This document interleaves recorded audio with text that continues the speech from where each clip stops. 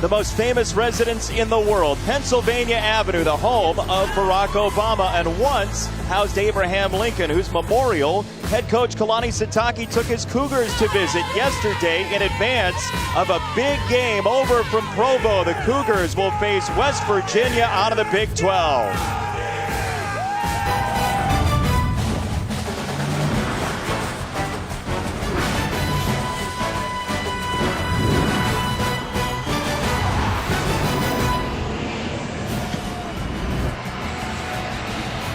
From just outside our nation's capital, it's the home of the NFL's Washington Redskins, FedEx Field, Landover, Maryland. West Virginia still unbeaten, ready to tangle with 1-2 BYU over from Utah. Thanks for joining us once again. Jason Benetti alongside Kelly Stauffer. Paul Carcaterra is down on the sideline. The Big 12's unbeatens are dropping like flies. There are only 2 remaining. West Virginia is one of them. Is the demise of the Big 12 a little bit premature? West Virginia has a tremendous opportunity. BYU's a good football team. They win this one, they have a lot of good things in store for them going forward. Questions from BYU all arise right now from the quarterback position. Taysom Hill, Tanner Mangum. Taysom Hill's had a fantastic career. He was thrust onto the national scene because of that game against Texas a couple of years ago. 259 yards, 3 touchdowns. But the injuries have really mounted. A knee a couple years ago, a leg in 2014, a foot in 2015. Tanner Mangum then comes in for the injured Taysom Hill and sets the world on fire. You can't forget about a guy who had 2 Hail Marys in one season, one against Nebraska, the other against Boise State. So really, as you talk about what BYU is doing quarterback-wise, how does head coach Kalani Sitake make the choice? I really think it's just simple. Taysom Hill is not the guy that he used to be at the quarterback position, but he is the guy that BYU needs right now.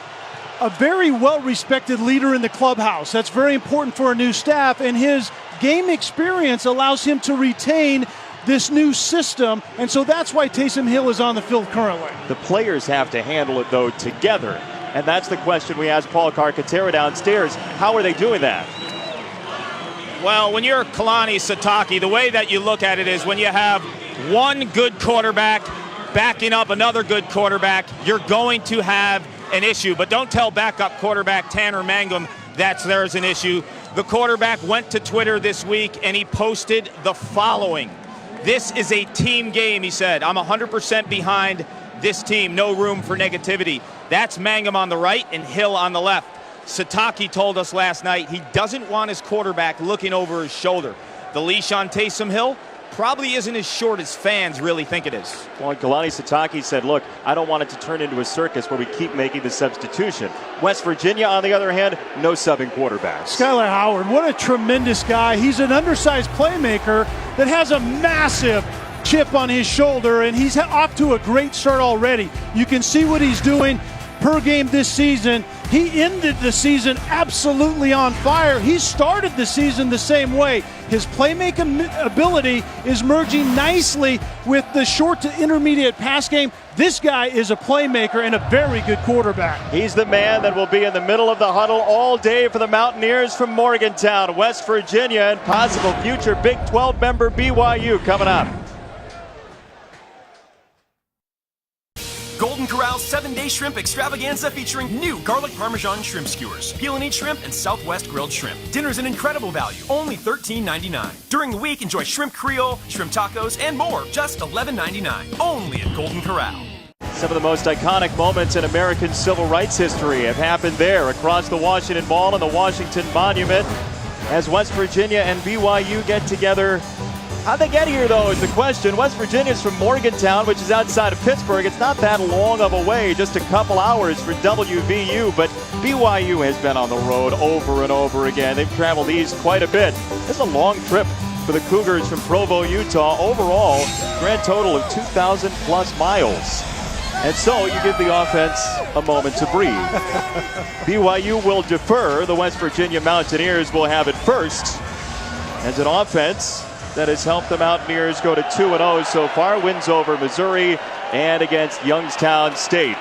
Shelton Gibson from just outside his end zone, and he is swarmed under at the 11-yard line. Kick coverage from BYU starts strong. Sawyer Powell on the hit, and out comes Skylar Howard, the quarterback whose completion percentage is significantly up this year through 2 games. And I think what we're seeing, Jason, is a much better understanding of the short to intermediate pass game.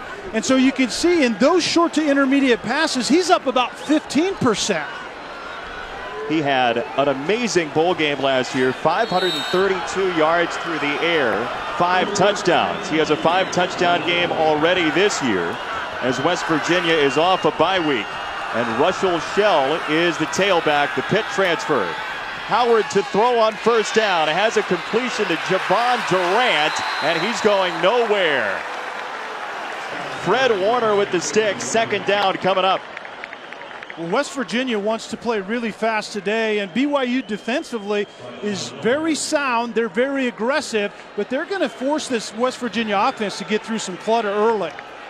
West Virginia, a team that's been more pass heavy than run heavy in terms of play decision, goes with Shell on second down, and this is a very stout BYU defense, 31st in scoring defense in the country. And that's exactly why West Virginia wants to go fast, but they want to accentuate their speed out in space.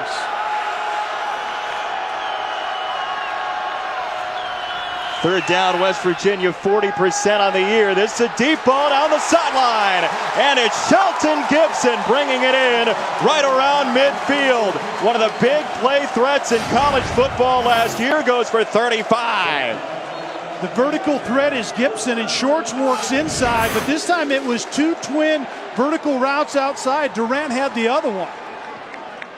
Team speed is a major factor for West Virginia in this game, as Karan White, the brother of Bears wide receiver Kevin White, has a catch of 8, and there's the pace for Dana Holgorsen in West Virginia. Yeah, they're already going fast, and the matchup is going to be, how does BYU hold up in the back end?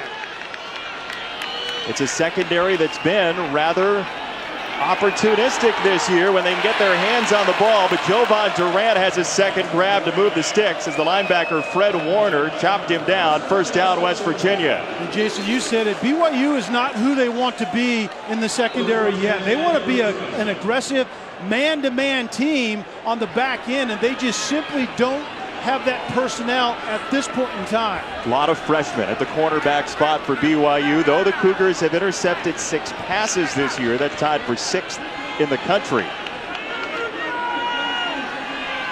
A huddle for West Virginia. Don't get used to it for Dana Holgorsen's team.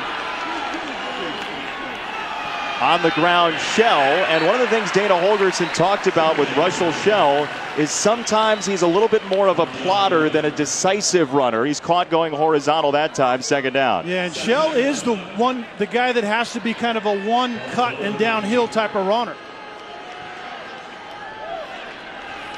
Blitz shown. Another run for Shell, and he's dancing in the backfield to gain maybe a yard. It's third down and long as we take a look at the impact players, brought to you by Essilor Verilux. You can see Gibson we've already seen on the vertical route. Shorts is the guy who works between the hashes, and then Pa'u is the middle linebacker for BYU that had 19 tackles a week ago. He's a volume guy that has to be active today. A dangerous sophomore in the middle of that defense. Howard to throw on third down. He tucks it. Skylar Howard on the run. He's short of the line to gain. And West Virginia wants a flag as Francis Bernard came streaking in after a gain of 5. And decision time. Yeah, this is decision time. And Dana Holgorsen is not only going for it, he's going for it very quickly. BYU has not seen a team go for it on fourth down against the Cougars this year. West Virginia has not gone for it on fourth down this year.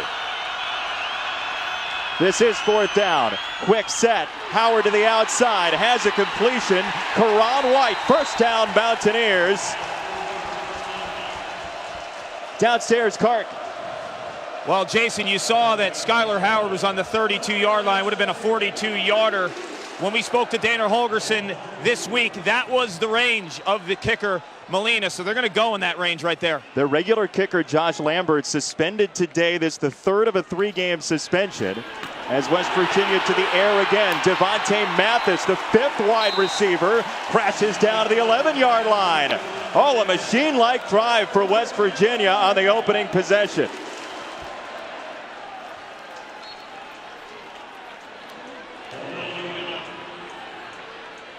Play number 11 for Skylar Howard, who had no FBS offers when he was first coming out of high school. Quick throw, Shell out of the backfield, and Russell Shell hog-tied by Hadley inside the 10.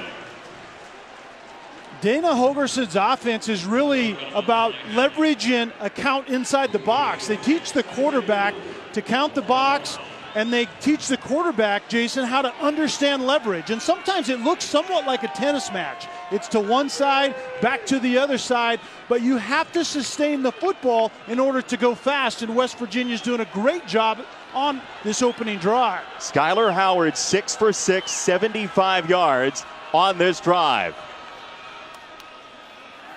On the roll, Howard the hit, down to the 2-yard line. As West Virginia continues to move the football, Kai Nakua with the stick. That was Elijah Wellman, the fullback, out in the flat. It was a run fake to one side, and then you boot Skylar Howard out to the left side, and he found the fullback out in the flat. But we also see Pa'u from his middle linebacker position just drops the hammer. Very physical defense, but can they hold up on this speed for West Virginia? There is a first down available. It's 3rd down and 1 from the 2. Howard flags and no play. No play. That is not a touchdown. Gary Jennings will have to wait on the celebration. Referee is Matt Austin.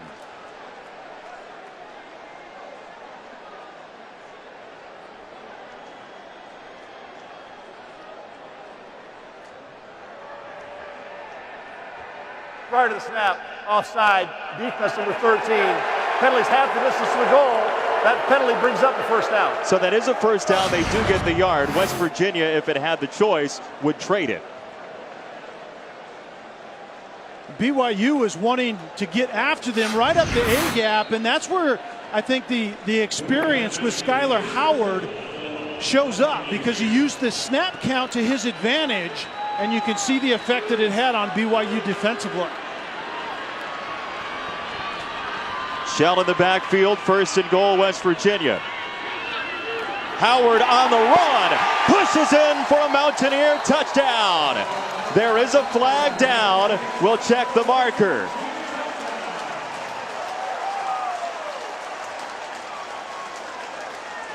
Howard was running toward the line, maybe at the snap. We'll find out.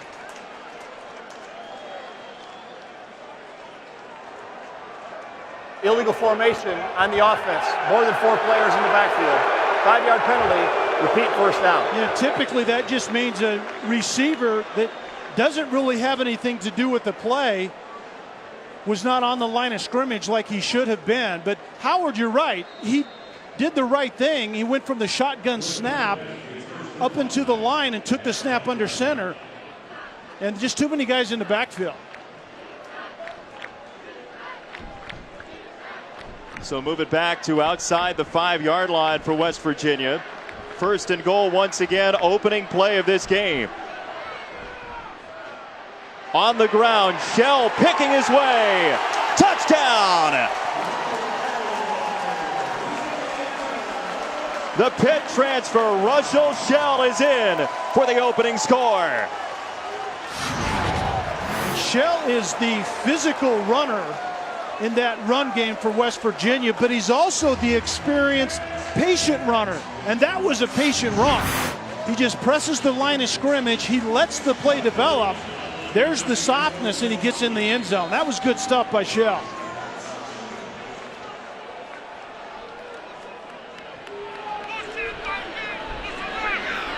Mike Molina for the extra point. And it is good. We told you Skylar Howard's completion percentage is way up this year. It can't go up from here, though. He's perfect on the drive. 4th down to move the sticks, and then Russell Shell takes it in. 2nd score of the year for Shell. West Virginia scores first.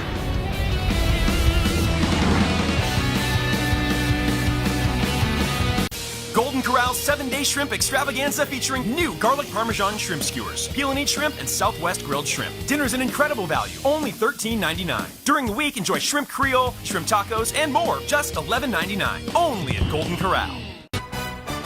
ESPN College Football, brought to you by Essilor. Better sight, better life. Mountaineers fans can tailgate. If you've been to Morgantown, you know that. They've brought it here to FedEx Field in Landover, Maryland. A lot to celebrate on that opening drive for Dana Holgerson's crew, trying to get to 3-0. They converted a 4th and 5 from the 32-yard line. Skylar Howard goes 8 for 8 on the drive. And all things are sunny for the West Virginia Mountaineers. BYU touches it for the first time. Aleva Hifo, the freshman, is stonewalled at the 22-yard line, and Taysom Hill is the quarterback. He's 26 years old. They've called him the Thorterback. Because of his size, the touchdown and interception ratio isn't exactly where you'd like it to be, especially this year, 2 and 4. Yeah, that's where he has to improve, obviously. The new system that he's playing in with Ty Detmer, a very good quarterback in his own right, has him in a system where he's going to be in the pocket a lot. He's going to have to read and diagnose and throw accurately, and he's going to have to improve on those numbers right there. 68 for 116 for the year for Taysom Hill, and he hands it off to Jamal Williams on his first carry. Boy, did he rev the engine and stick his nose out to the 32, very close to the first down marker. He gets 10 and does get a first down. Well, Ty Detmer told us that they got away from the running game too quickly a week ago. They're going to stick with it today, and that's a good example of it. Jamal Williams is an absolute horse running the football. 6'2", 220. He's a pounder, and that's who BYU wants to be offensively, a physical downhill run team. A senior out of Fontana, California, who took the year off last year for personal reasons and is back this season. Taysom Hill swings it out for Nick Kurtz, and not much there, just a couple of yards as Kaiser White decked him out of bounds. If BYU's pass game is going to typically come off of the things that happen in the run game.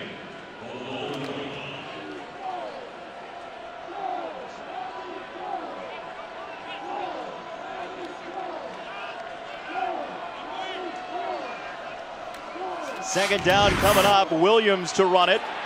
And Jamal Williams goes through the car wash. It's 3rd down and short coming up. Darian Howard with the stop. You're talking about BYU passing off the run game. Yeah, I mean, if you're going to be a physical downhill run team, then you have to be a play-action pass team, and that means Taysom Hill a lot of times is going to be in the pocket. He's going to have to be precise, and he's going to have to be an anticipatory passer, and he hasn't showed that he can do that yet. He's picking up a towel right now that's been left in the middle of the field. BYU 40% on 3rd down this year. Hill under pressure, zings it over the middle for a first down. Aleva Hifo, the freshman, with his 3rd career catch. That's a good example, I think, of what West Virginia is going to demand of Taysom Hill today. Sometimes they're going to get after him. Sometimes they're just going to get in the rush lanes and not let him get loose with his feet. But ultimately, to move the chains against this defense, he's going to have to make throws like that. Well, Tony Gibson, the defensive coordinator for West Virginia, has to prepare at least for 2 quarterbacks, though Taysom Hill has taken the reps so far this year. Williams again. And boy, has he had some room. It's an embattled offensive line. Williams the run, and Adnan.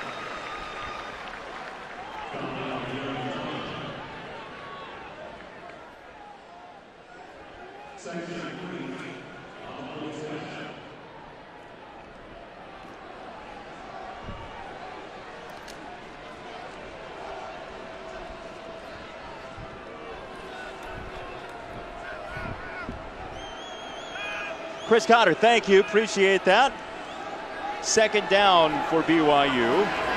Jamal Williams has had a strong start to this game. And he continues on the ground. It is a first down for BYU.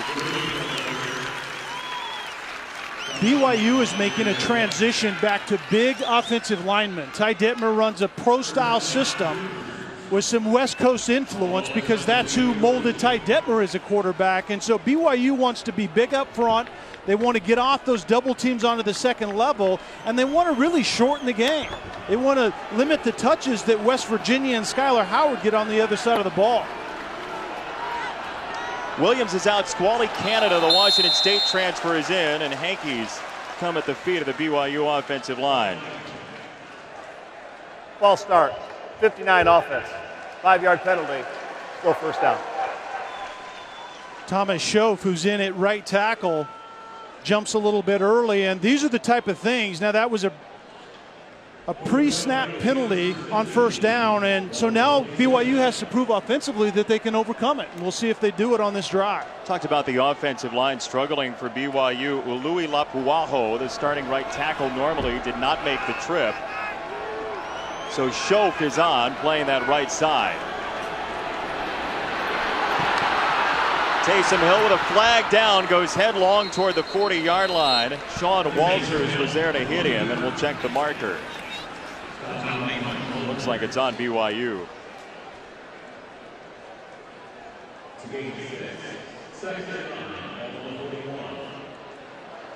Illegal formation on the offense, number 80. More than 5 men in the backfield. 5-yard penalty. Repeat first down. Kalani Sitake is in his first year. He's the first FBS head coach from Tonga. He only lived there for a couple weeks early on in his life. But very proud of his Tongan heritage, and a guy who's loyal to his starting quarterback, Taysom Hill, for a lot of reasons. Yeah, and he flat told us that he doesn't want his quarterback, whether it be Taysom or Tanner, to be looking over their shoulder. So give Hill time to play, and the moving parts around him have to play better. Timeout BYU. We'll step aside. West Virginia scored on its opening drive, 7-0 Mountaineers. Golden Corral's 7-day shrimp extravaganza featuring new garlic parmesan shrimp skewers, peel and eat shrimp, and Southwest grilled shrimp. Dinner's an incredible value, only $13.99. During the week, enjoy shrimp Creole, shrimp tacos, and more, just $11.99. Only at Golden Corral.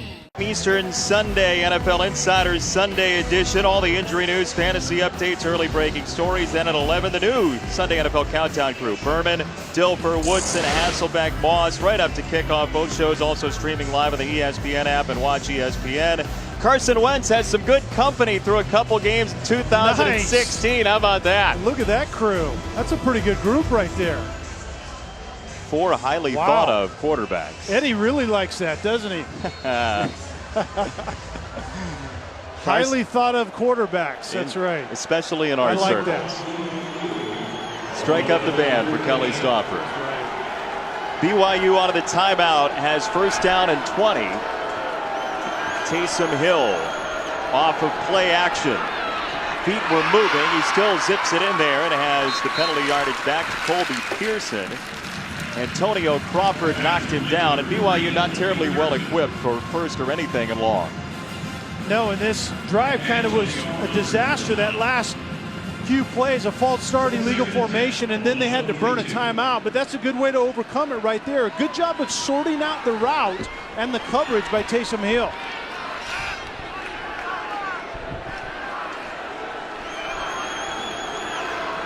Jamal Williams back in, and Williams has a couple. We check in with Cart.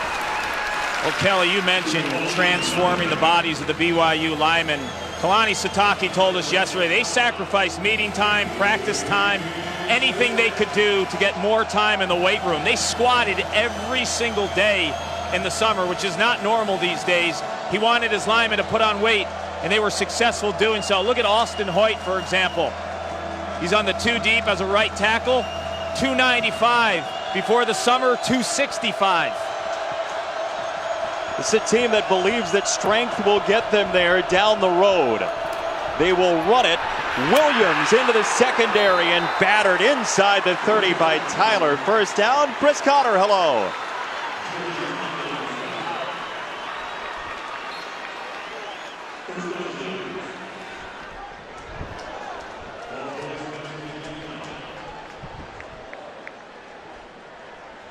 Yeah, Chris, Reese Davis refers to those guys as the unicorn of football. A dying breed, there's no doubt. We see a couple of fullbacks in this game, as a matter of fact. BYU wants to go that direction down the line behind offensive coordinator Ty Detmer. Williams breaks it to the outside and has the 25-yard line. It's second down. Tyler with another stop, and our impact players. Well, Jamal Williams is supposed to be the cornerstone of what BYU wants to go to, a physical downhill type of run game, and we've already seen that today. And yes, with LG Brown, a fullback in front of him, and then Noble Wachiku is the in pressure guy, second in the conference a year ago in sacks, and they need him to show up here today. West Virginia only one sack this year. 2nd and 7 for Taysom Hill with time down the sideline, out of bounds. Pearson didn't have much room. Douglas was taking him to the paint. It's 3rd down. Great protection. A very nice throw, but he just drifted him a little far out of bounds. Pearson had a step. Protection has been a problem for BYU, and so a nicely formed pocket is going to make Taysom Hill much more comfortable. And then he finds the right receiver and just throws the wrong ball. First 3rd and long today for BYU, which has converted on 3rd and 2 and 3rd and 4 so far. Just a couple of drives in, the first quarter nearly bled down. Hill with pressure coming over the middle. Mitchell Juergens diving. Touchdown!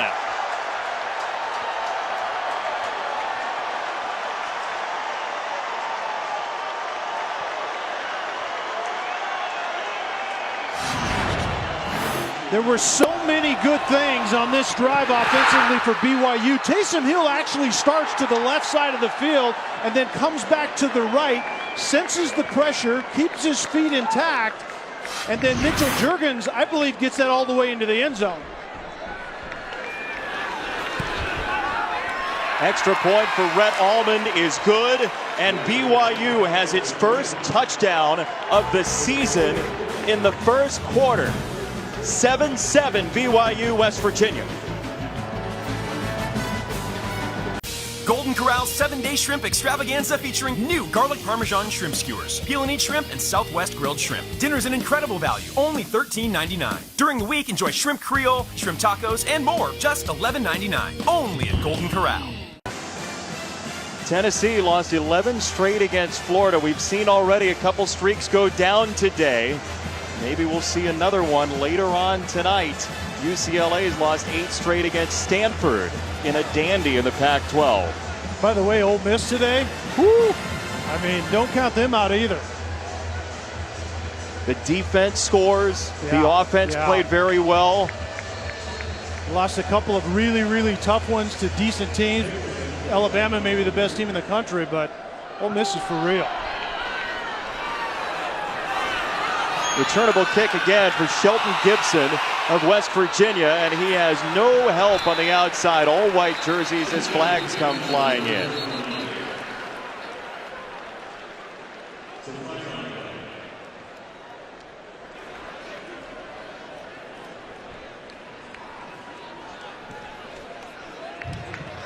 During the return, holding number 14 of the receiving team.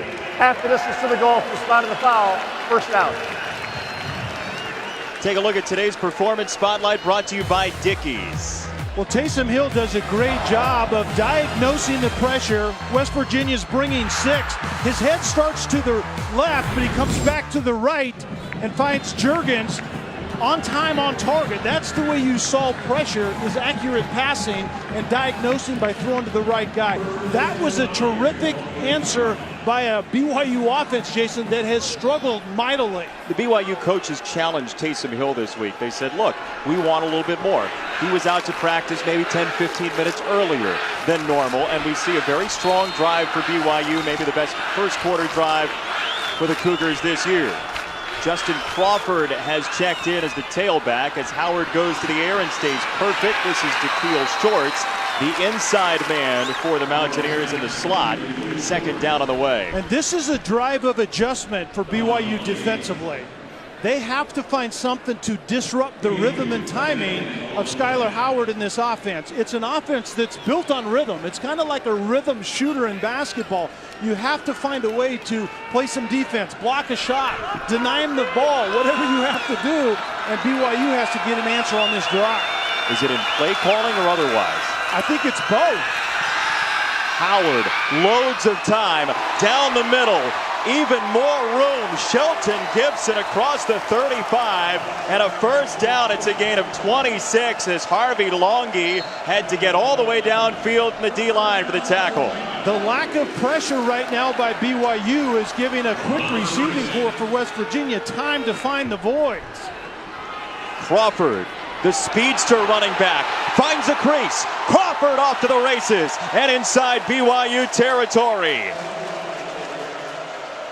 Dana Holgerson told us that they want number 25, Justin Crawford, to get more touches. He's a JUCO kid that's still trying to find his way into the system, but he brings the splashability to this offense. Howard off play action. This is a dangerous ball and it's incomplete. Looking for Karan White. Michael Davis, the defensive back, was closest to it. And Davis has that senior experience on the back end. He's one of the only experienced guys back there, especially at the corner position. And he was matched up that time on White, who tried a kind of a stop and go double move. It was a deeper double move, but he didn't get Michael Davis, the wily vet, on the back end to bite. That's the first incompletion today for Skylar Howard. He's 10 for 11 for 107 in the first quarter. Out of the backfield, Crawford was in motion, and Crawford finds his way out of bounds at the 36-yard line. It's third and manageable for West Virginia. And Jason, if you remember what Dana Holgerson told us, he said Crawford's that guy where you don't have to block them all. And we've already seen that. He has some quickness to it. JUCO All-American coming over to West Virginia. Howard, quick hit again to the outside for a first down. Javon Durant, the sophomore wide receiver, moves the chains. Right now, West Virginia is trying to get BYU to tighten coverage so they can go over the top. BYU right now is staying in their shell coverage on the back end. Two high safeties. Moving down to a minute to go, first quarter. Down the middle, intercepted.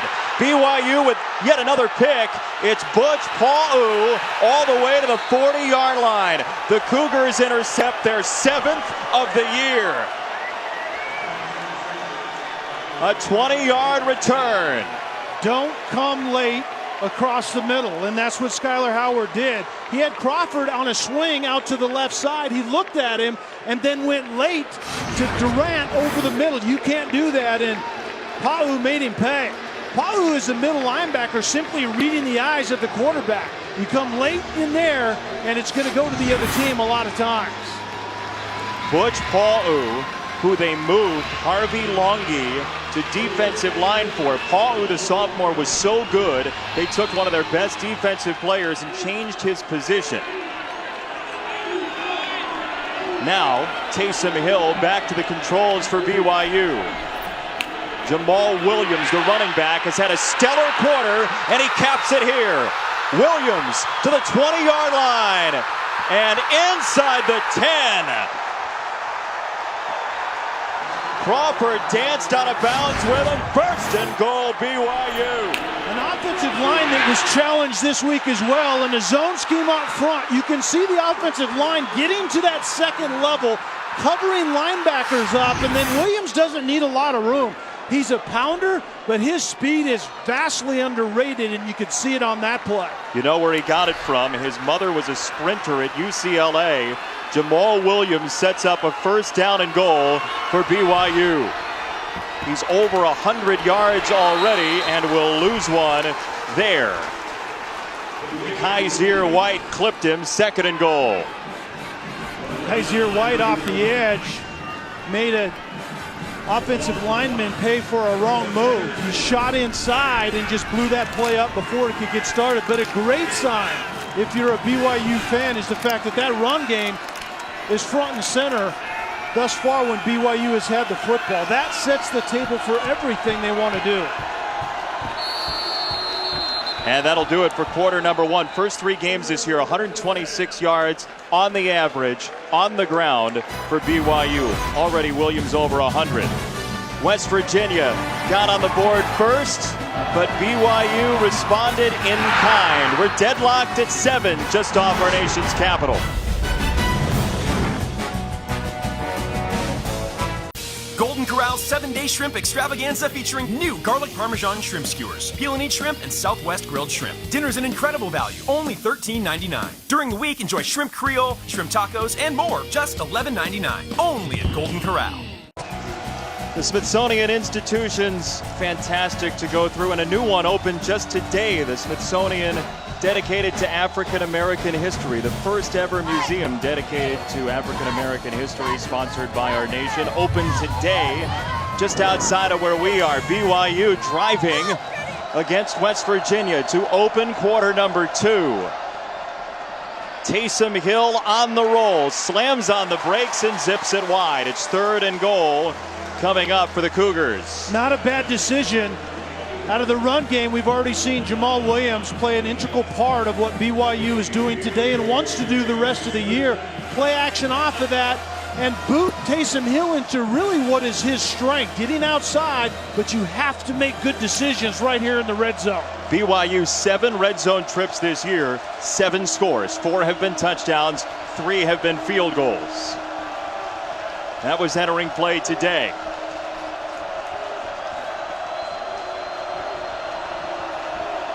Taysom Hill, 3rd and goal. Hill on the scramble, giving ground. Hill just outside of the goal line as a flag has come in. Ball marked at the 1, and we'll check the hanky.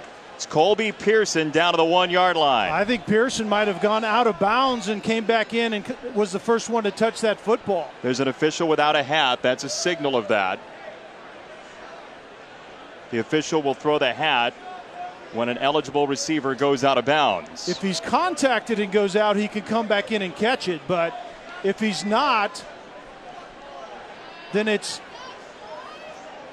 illegal touching of the football, and that may be what we see here. How about Taysom Hill, the extra official? Yeah, no part kidding. of the conversation. It's amazing that they're letting him in that conversation. We have 2 fouls on the play, holding on the defense. Illegal touching on the offense. Receiver went out of bounds and was the first to touch the pass. Those fouls offset. It'll be 3rd down. They'll replay the down.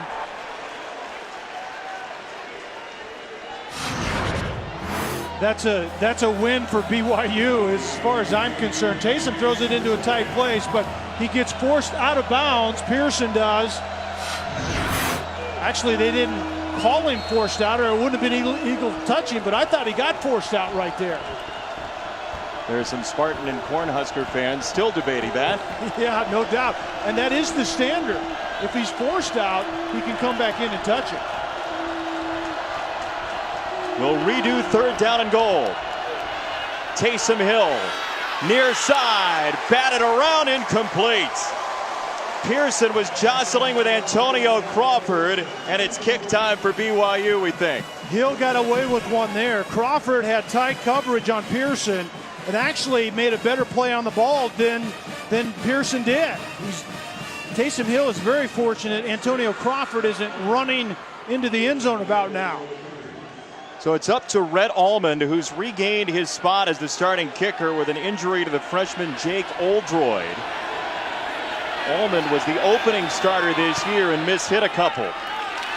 This one is good, and BYU has taken its first lead today, a long way from home in Provo.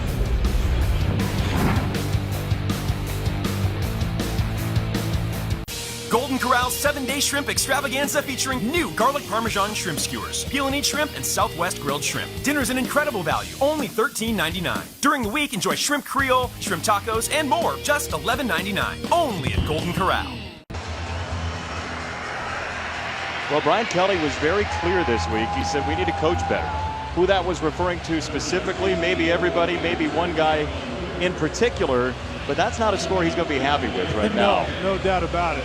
But sometimes saying we have to coach better is also cracking the whip on your players.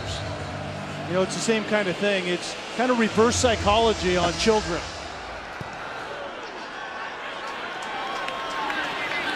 This one into the end zone. Gibson takes it out. And Shelton Gibson stonewalled short of the 15-yard line. And BYU with some wonderful coverage. Time to look at our Pacific Life game summaries so far, and the offenses have owned the day.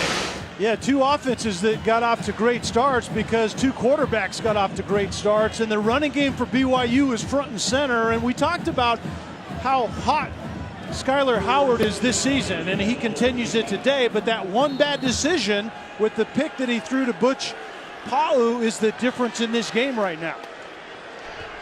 Again, the completion percentage for Skyler Howard coming into today above 62%, whereas it was 54% and below for his career entering this season. He's got Crawford next to him and out in motion on first down. There's the running ability for the former high school running back, Skyler Howard. He played quarterback, then went to Stephen F. Austin. After his high school days, was a preferred walk-on at Stephen F. Austin. They moved him all over the place, fullback, running back, wide receiver. And then he ended up here at West Virginia after one more stop.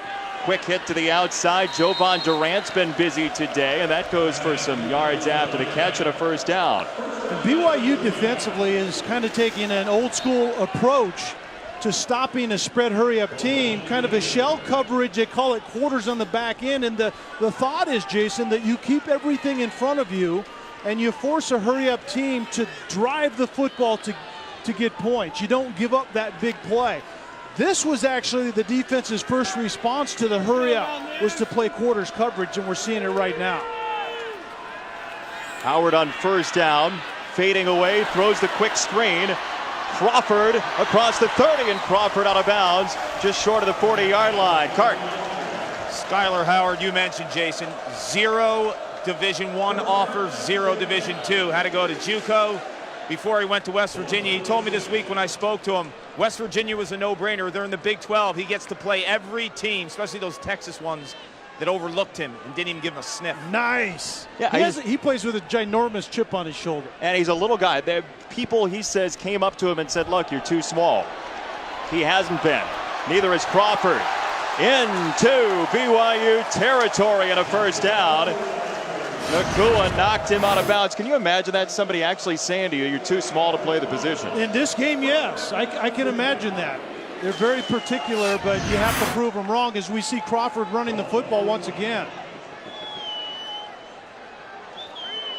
Pitch out Howard, asking his receivers to do a lot after the catch, and they have. Jovan Durant this time, right near the 35. Francis Bernard, the linebacker, got the touch on him after a gain of 9, the 6th grab for Durant. Well, Dana Holgerson hopes that Jovan Durant is that 4th receiver emerging from the pack. They have 3 really good ones in Gibson, Shorts, and White. And if you get a 4th out there, it makes the spread much more efficient. See if they take a shot here on 2nd and 1. Instead, it's the jet sweep to Keel Shorts. And he's got the first down. Move the sticks again. West Virginia's opening drive looked a lot like this one. Yeah, very precision-like, but that's where we see the run game that Dana Holgerson has settled into. It's the air raid pass game, but it's formationing, and a lot of times 2 backs in the run game. Russell Shell, the bruiser of the 2 tailbacks, is stacked up. Dana Holgerson says, look, don't call us high octane, don't call us air raid, even though that's kind of the tree we're on. He does like to dedicate to the run game, and said at points in his tenure, they've almost been too obsessed with the run.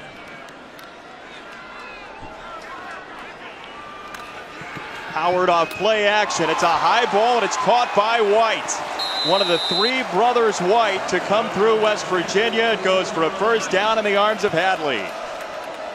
Karan White climbs the ladder and snatches this ball at the high point. That was tremendous. It was on target to be airmailed, and White comes down with it. Shell on first down. running behind Wellman for a couple yards. You know, Jason, it's really a misnomer about the spread teams.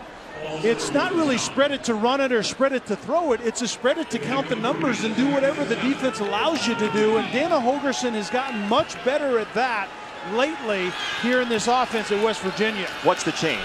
I think it's just the mentality and the ability up front. Their offensive line has gotten much better in the run game.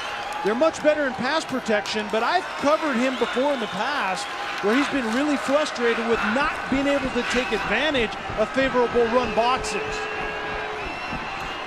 2nd down and 7 for Howard. Still yet to be sacked this year. He throws it up and incomplete, out of bounds, looking for shorts in bracket coverage. 3rd down. And Howard simply missed White on a skinny post over the middle. White had beat Michael Davis to the post, and for some reason, Howard was looking to the left to begin with. It was a middle open look, and the quarterback, Skylar White, missed Karan Howard.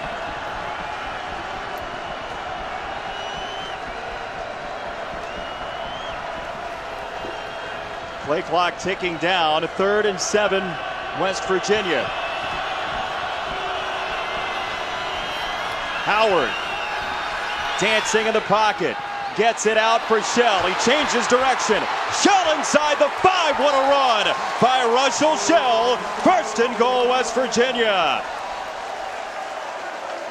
Tony Dorsett's nephew gets him inside the 5.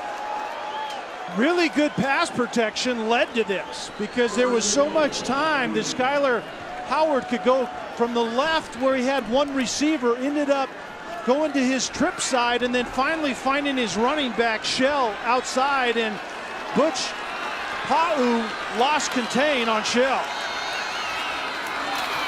Right back there, Shell puts his head down and in. Touchdown, West Virginia.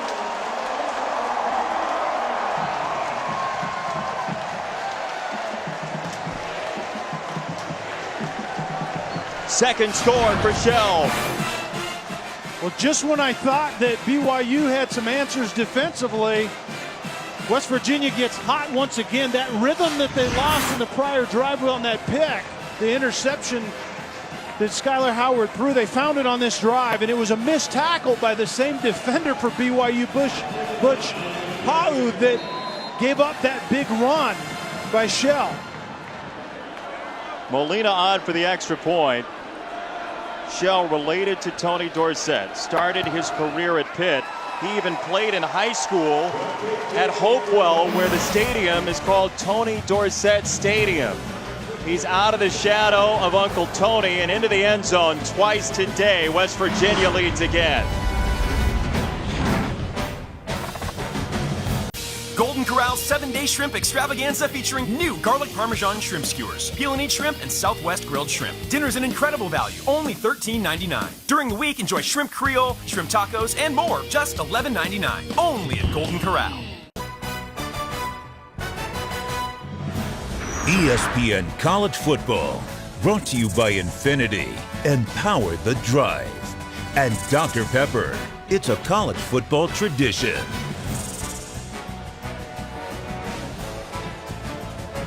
That first picture was teenage heartthrob Ty Detmer. He's also the Heisman Trophy winner from 1990. 41 touchdowns this year, nearly 5,200 yards. Now he's the offensive coordinator for BYU, and an offense that has a quarterback that feels a little bit maybe like a square peg in a round hole. Yeah, I think Taysom Hill was recruited to run a spread hurry-up under Bronco Mendenhall and offensive coordinator Robert Anai, and now they're going kind of back to the future. BYU X's and O's again, Lavelle Edwards and Norm Chow. And that's what Ty Detmer is in charge of, making that transition with a quarterback that may be better at doing other things. And that's a troubling kickoff for West Virginia. We'll check the marker. We believe we know what it is. Free kick out of bounds, 48 of the kicking team. Ball will be spotted at the 35, 1st down.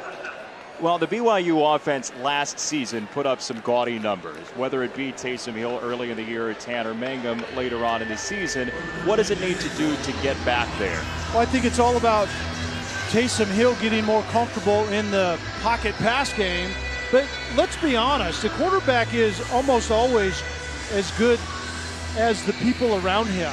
And he has receivers that were recruited in a different system as well. And offensive linemen, as Clark told us, that were streamlined to play fast, and now they're putting on 30 pounds. And so it's a transition holistically, and the quarterback is right in the middle of it.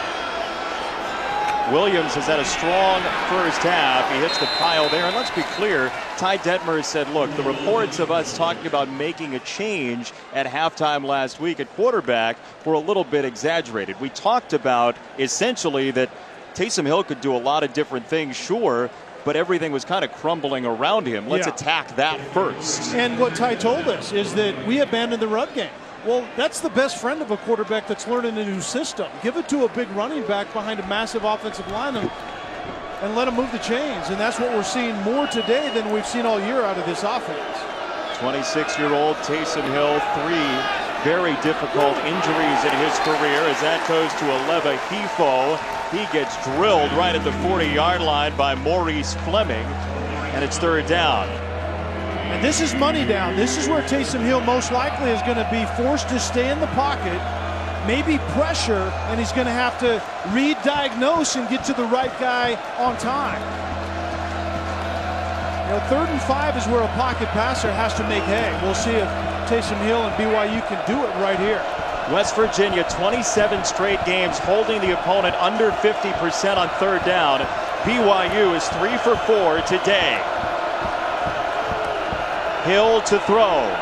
Pocket holds up, and Hill has himself a first down to Hifo one more time. The freshman getting integrated into this offense. And beautiful all the way around. Hifo was the guy setting in the zone in the middle, and the ball comes out on time, and there was protection, and the quarterback Hill found the right guy.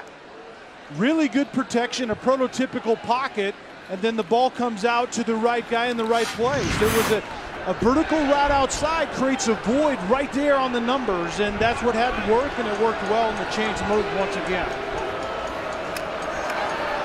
Play action for Hill. Quick hitter on a drag route. It's Nick Kurtz for not much. Taysom Hill has been through so much. Mentioned he is 26 years old. He's 11th active in total offense in FBS football, but the injuries piled up. I mean, you look, a broken leg to end the season 2014, the LCL. Those two in 2012 and 2014, he was hit by the same safety for Utah State. The career is over for most players with just one of those things. And he's fought through 3 of them. To me, Taysom Hill is what college football is about. Why would that guy want to play a 6th year? Because he loves the game and wants to play for a university that he believes in. I love that stuff. He had a choice to transfer. That was available for him, and a whistle before this snap. Before the snap, false start, 76 offense. 5-yard penalty, still 2nd down. Let's check in with Chris.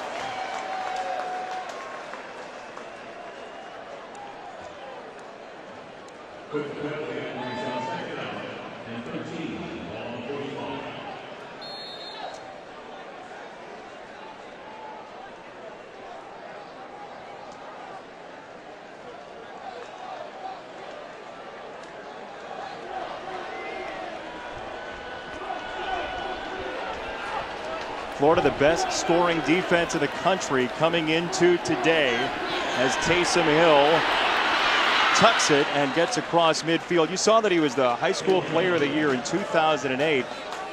He was in the same recruiting class as A.J. Green and Julio Jones. That's amazing. Brock Osweiler was a quarterback that is now similar age, that is now like into his 2nd contract in the NFL. That's what we're talking about. 26-year-old that has to learn to make plays on 3rd and 8 to move his offense here this afternoon. Moving down to 6 minutes, 2nd quarter. Got to have the 42 for a first down. Hill had it tipped and batted again, incomplete.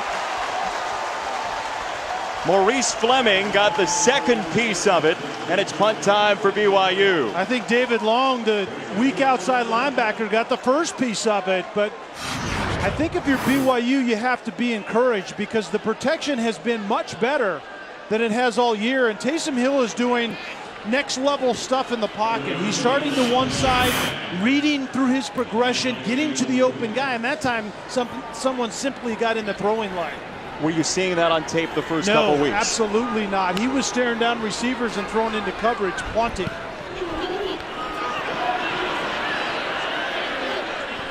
High kick that checks back to the 21 for Johnny Linehan.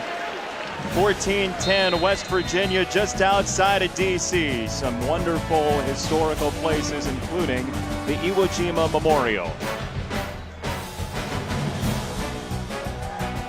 Golden Corral's 7-day shrimp extravaganza featuring new garlic parmesan shrimp skewers, peel and eat shrimp, and Southwest grilled shrimp. Dinner's an incredible value, only $13.99. During the week, enjoy shrimp Creole, shrimp tacos, and more, just $11.99. Only at Golden Corral. Tonight after Arkansas and Texas A&M, Sports Center at night with Scott Van Pelt. Busy day, and SVP will do it his way. Sports news and highlights. Sports Center with SVP after college football on ESPN. Also streaming live on the ESPN app and watch ESPN. Kark, what do you have? Well, Jason, right before this offense took the field, he was breaking down everything with Skylar Howard. That's Dana Holgorsen, the head coach. This is his offense, even though he's the head coach. He's got his hands everywhere. So energetic, too. I saw his hat in 3 places. On forward, backwards, and sideways, and then he walked away, slugged the Red Bull. No, he did not. Yes, he did. Why do you think he has so much energy? You need to tell him to say no to caffeine. That dude does not need that. His offense continues to move. I mean, look, the offense goes tempo. The coach might as well go tempo as well, and right? You know what? Skylar Howard is like the mere player of the head coach. I don't know that he's slugging Red Bull on the sideline, but that's the way Skylar Howard plays the game. Just like what Kark just described about his head coach. Crawford out of the backfield. Howard under rare pressure. He gets out of it. Howard tucks it and runs and finds his way out of bounds. Harvey Longy took him toward the sideline, and it's third down. 4 of 5 seasons to a bowl game for Dana Holgorsen. He has West Virginia well positioned. 1 of 2 unbeatens remaining in the Big 12. Baylor is left as well with a game against Oklahoma State later on tonight. I think a really important 3rd and 3 right here for BYU. BYU offensively defensively has to find a way to get off the field. They'll run it, and BYU swarms the run. Nowhere to go for Crawford as Logan Ta'ele, the senior defensive lineman, made the stop. I just have a sense that was an important drive for BYU defensively. I thought they had made a nice adjustment in the game. They're not really pressuring Skylar Howard a lot. They're playing a lot of coverage on the back end, but they didn't tackle very well, and that time they tackled well, and they're going to force a punt. We're going to put out an APB for Billy Kinney. This is our first look at him. The sophomore punter from Morgantown is Garrett Juergens on the return. His brother scored a touchdown earlier, and Garrett up to the 41. BYU will take aim at this 3-3-5 look for West Virginia.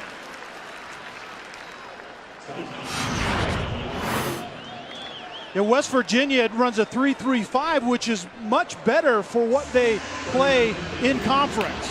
3 down, 3 linebackers, 5 guys in the secondary. Essentially, they're always playing in their nickel, and sometimes that doesn't hold up that well against the run. And we've seen it multiple times today where Jamal Williams has made him pay for that.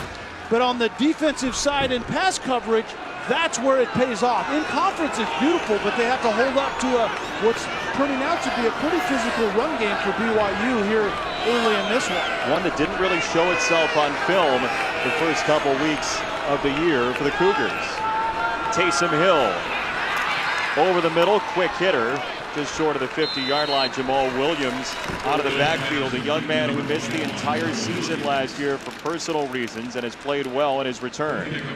And Jamal Williams, Jason, is a running back that, and a lot of the good ones work this way, they need touches to get a feel for the game. And that's what Ty Detmer said about last week, is he felt they abandoned the run game a little early, and Williams never did really feel it. On second down, Williams again pushing the pile just short of the marker. Third down coming up later in prime time.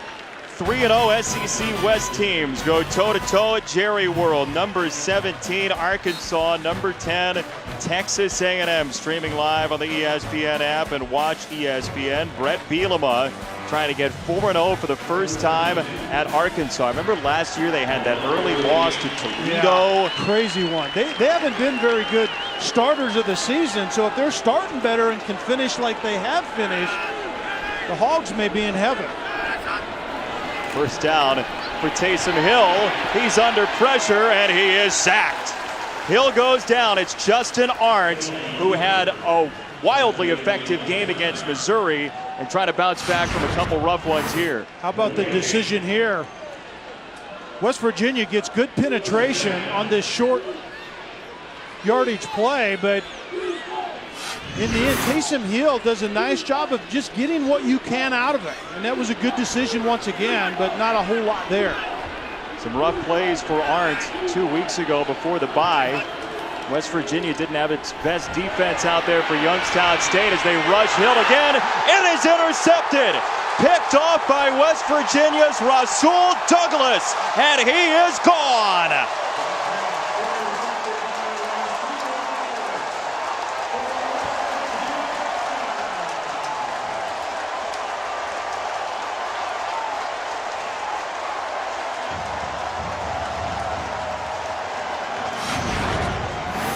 Jason, we've been talking about Taysom Hill making such good decisions today, but he's going to end up sliding up in the pocket and throwing lazy and out wide, and those things typically don't work very well. And Rasul Douglas makes him pay, but that was not a good decision when you're moving up.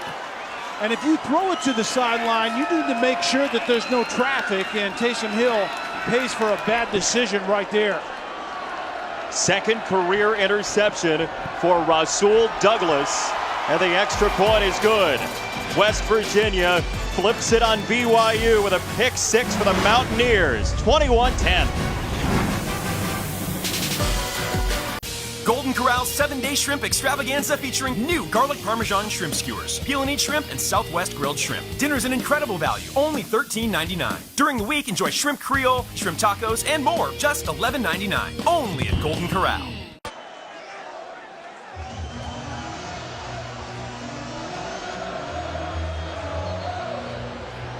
Taco Bell is a proud partner of college football's playoff. And Taysom Hill has livened up that student section. Be on the lookout for Taco Bell's student section and playoff. Passionate fans like these at games all season long. Taco Bell, a proud partner of college football playoff. Well, when West Virginia can get points from their defense, in addition to with the rhythm that their offense is played in at times today, this may be a Big 12 team that has something to say before this season ends. West Virginia off only its third takeaway of the year. Scores point number 21. Aleva Hifo from the goal line. Hifo, a big return. Aleva Hifo, the freshman, into West Virginia territory. Chris Cotter in the studio.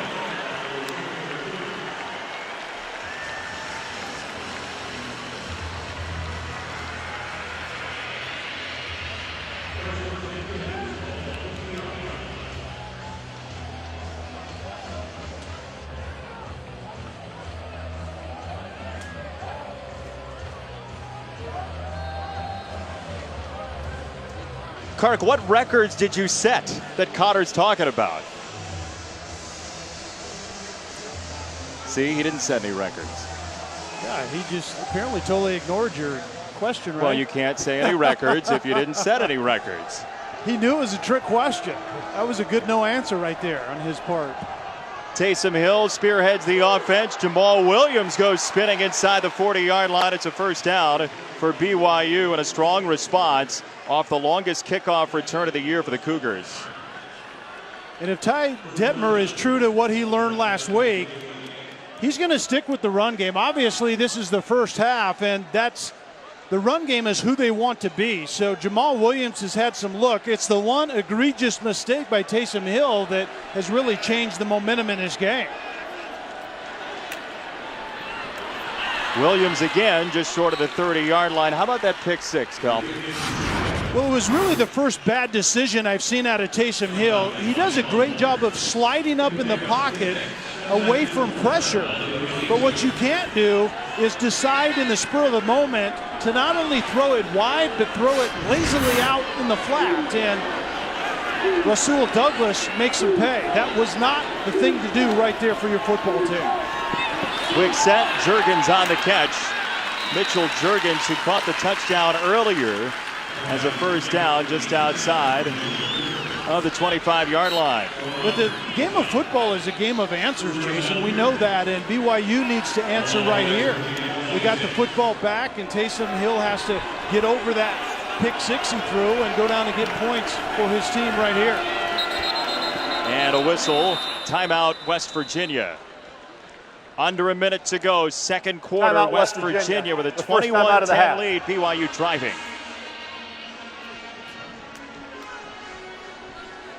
Golden Corral 7-Day Shrimp Extravaganza featuring new garlic parmesan shrimp skewers, peel and eat shrimp, and Southwest grilled shrimp. Dinner's an incredible value, only $13.99. During the week, enjoy shrimp creole, shrimp tacos, and more, just $11.99. Only at Golden Corral. Week 3 Monday Night Football, to the Superdome we go. Matt Ryan and the Falcons, Drew Brees and the Saints, 8:15 p.m. Eastern. It's the 10-year anniversary of that amazing game post-Katrina. Steve Gleason had the blocked punt, a memorable game for Saints fans. Coverage begins with Monday Night Countdown, served by Applebee's at 6. Watch ESPN. You can stream it all, even with the debate going on at the same time. Eyes will be on that here in our nation's capital. BYU has a first down driving for the 26-yard line of West Virginia. Taysom Hill takes it straight up the gut, and that's some of the stuff we've not seen under Ty Detmer, the design runs. 2 timeouts remaining for the Cougars, now down to 1 with that one.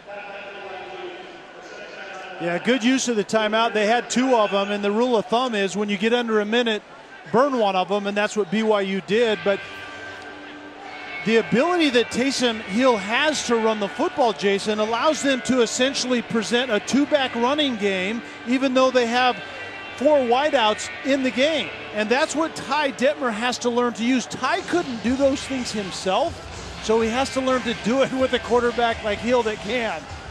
Ty had a nice NFL career, but there are certain things that he could do. And that was not one of them. Taysom Hill, we told you about the 2 quarterbacks off the top. Your assessment of how he's played in the first half? I think outside of that really bad decision, I have really been impressed with the jump he's made with his pocket presence, going through progressions. But you know what helps that? Pass protection. They can talk all they want about the quarterback, and the fans are the ones that do that. The coaches didn't do that with us. They said the people around him have to play better. You know who's playing really well today? BYU's offensive line. 67 yards for Taysom Hill. BYU down 11. A field goal certainly would help. Would love the end zone if you're the Cougars, as that one's behind the intended target, Juergens, and it's 3rd down. What West Virginia has changed to a little bit on the back end is they're playing kind of man-zone combinations, which puts the burden on the quarterback, Taysom Hill, to find the guy. Is it zone where my receiver's sitting down, or is it man where my receiver's going to run through that void? That's difficult sometimes if you're not on the same page as your receivers, as we saw on that play. Under a minute to go, first half. BYU will get the ball after halftime. Taysom Hill gets out of the pocket, eludes the rush.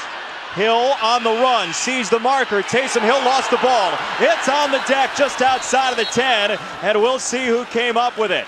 It looked like Colby Pearson flopped on it, and he did. Well, in the meantime, this clock is running, and Taysom Hill needs to get to the line of scrimmage and kill this football. Chains are moving on the first down, 35 seconds to go, first half. You know, And a timeout, West Virginia, before that spike. West Virginia uses a timeout. Very interesting call. I'm not sure about that. Why would you do that? timeout, West Virginia. I The second don't really timeout have of the the half. quality answer. I mean, 30-second obviously you would timeout. call a timeout if you're not exactly sure what the call is defensively, but it was well before that point. It was apparent BYU was going to kill the football. But that last run by Taysom Hill was exactly where you ask a physical athlete that's playing quarterback to be that guy. That was a good use of it. Good job by Taysom Hill getting out of the pocket when he should, and now he's a big bruising athlete. This is when you use it, but you have to have ball security. It was recovered immediately after the play by Pearson.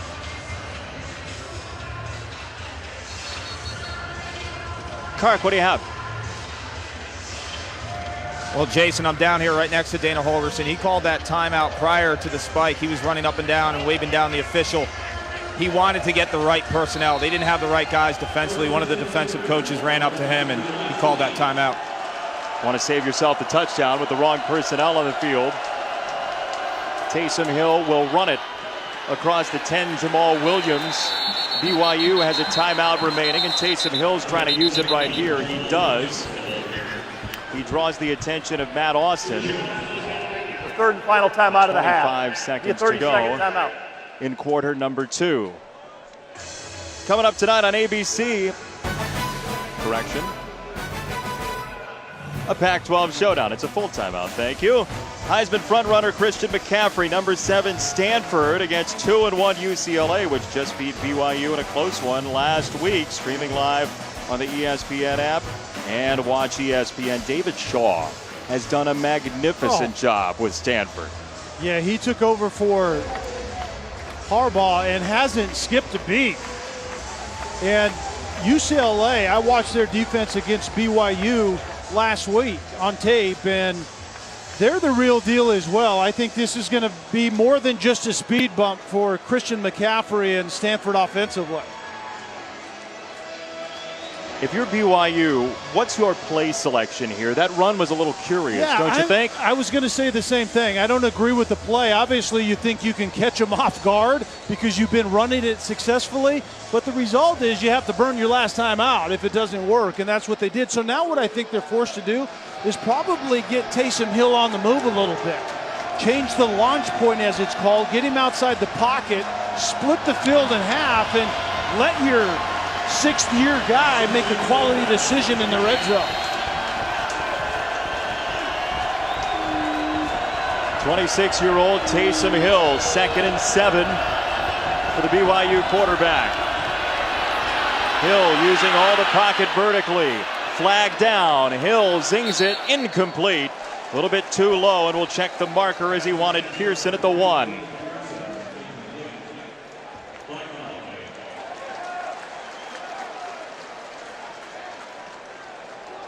This is going to be marked off a hold on BYU as Taysom Hill got outside the pocket. Holding.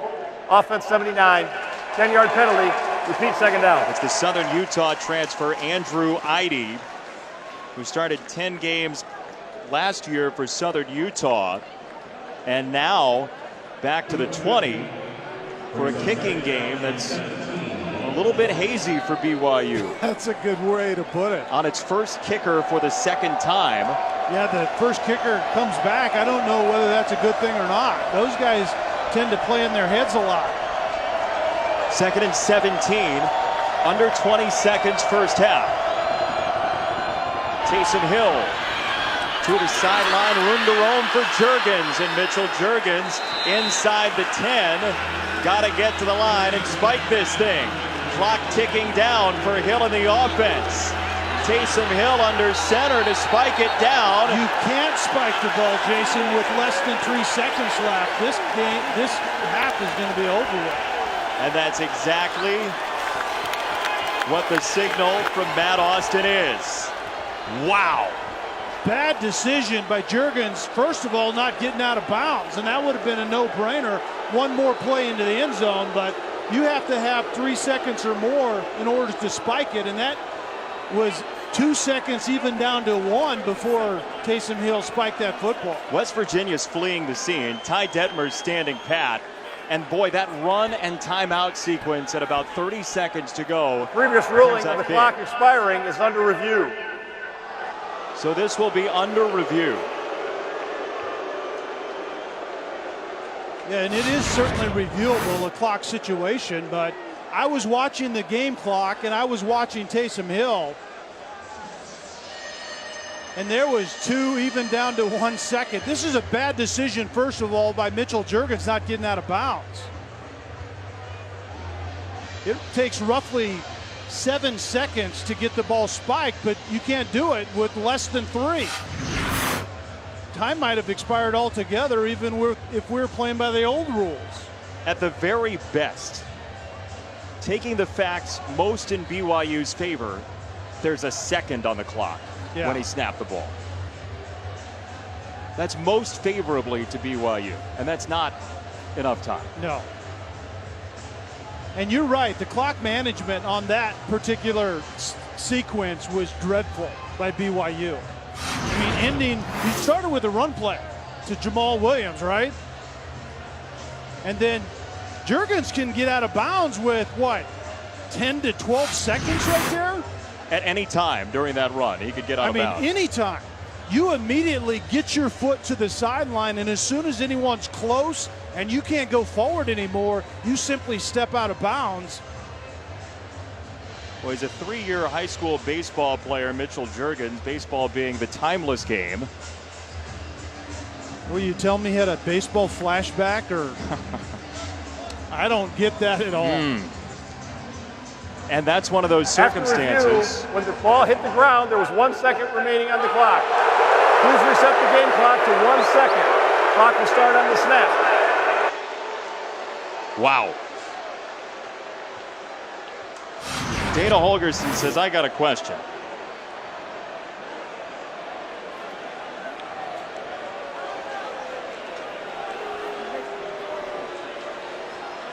Watch the clock moving down. It's at 1 when the snap comes, and the ball does hit the ground very close to zeros. Kick time for Red Almond, 25 yards away, and it is good. BYU gets the ball out of halftime and trails by 8. Taysom Hill, we talked about Taysom Hill having things go haywire around him. It happened again on that final drive. BYU escapes with 3 and Karks with Dana Holgerson. Coach, I saw you addressing the officials after that. What did you have to say? Well, I thought there was 0 time on the clock. I think everybody else thought it too. But, nonetheless, it's a good job by our defense of, not letting them into the end zone. Jamal Williams, their running back, 123 yards in that first half. What's been the biggest challenge stopping him? Well, he's big, and their offensive line is big. I mean, he's been doing that for 4 years now. I mean, he's close to their all-time leading rusher. We got to do a better job against the run. We have done in the past, and we need to do a better job now. What do you need out of your D-line? Yeah, they got to fill gaps. They got to get to the quarterback, and they got to fill gaps in the run game. Thank you, Coach. You got it.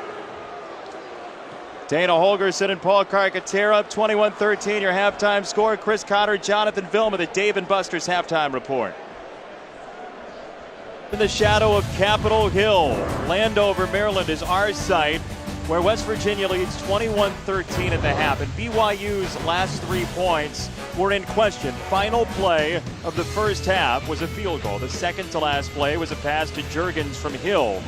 And so, Juergens has some difficulty getting out of bounds. 12 seconds on the clock.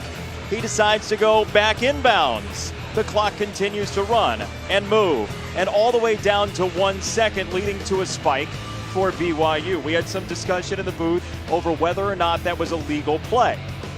Eventually, there's the spike, and Hill gets the field goal for Almond, 21-13. And as we talked to National Officiating Coordinator Rogers Redding, Jason Benetti, Kelly Stauffer, we talked to him, and he said, look, the officials got it right. The rule having to do with 3 seconds on the clock only applies to circumstances in which the play was stopped with the clock.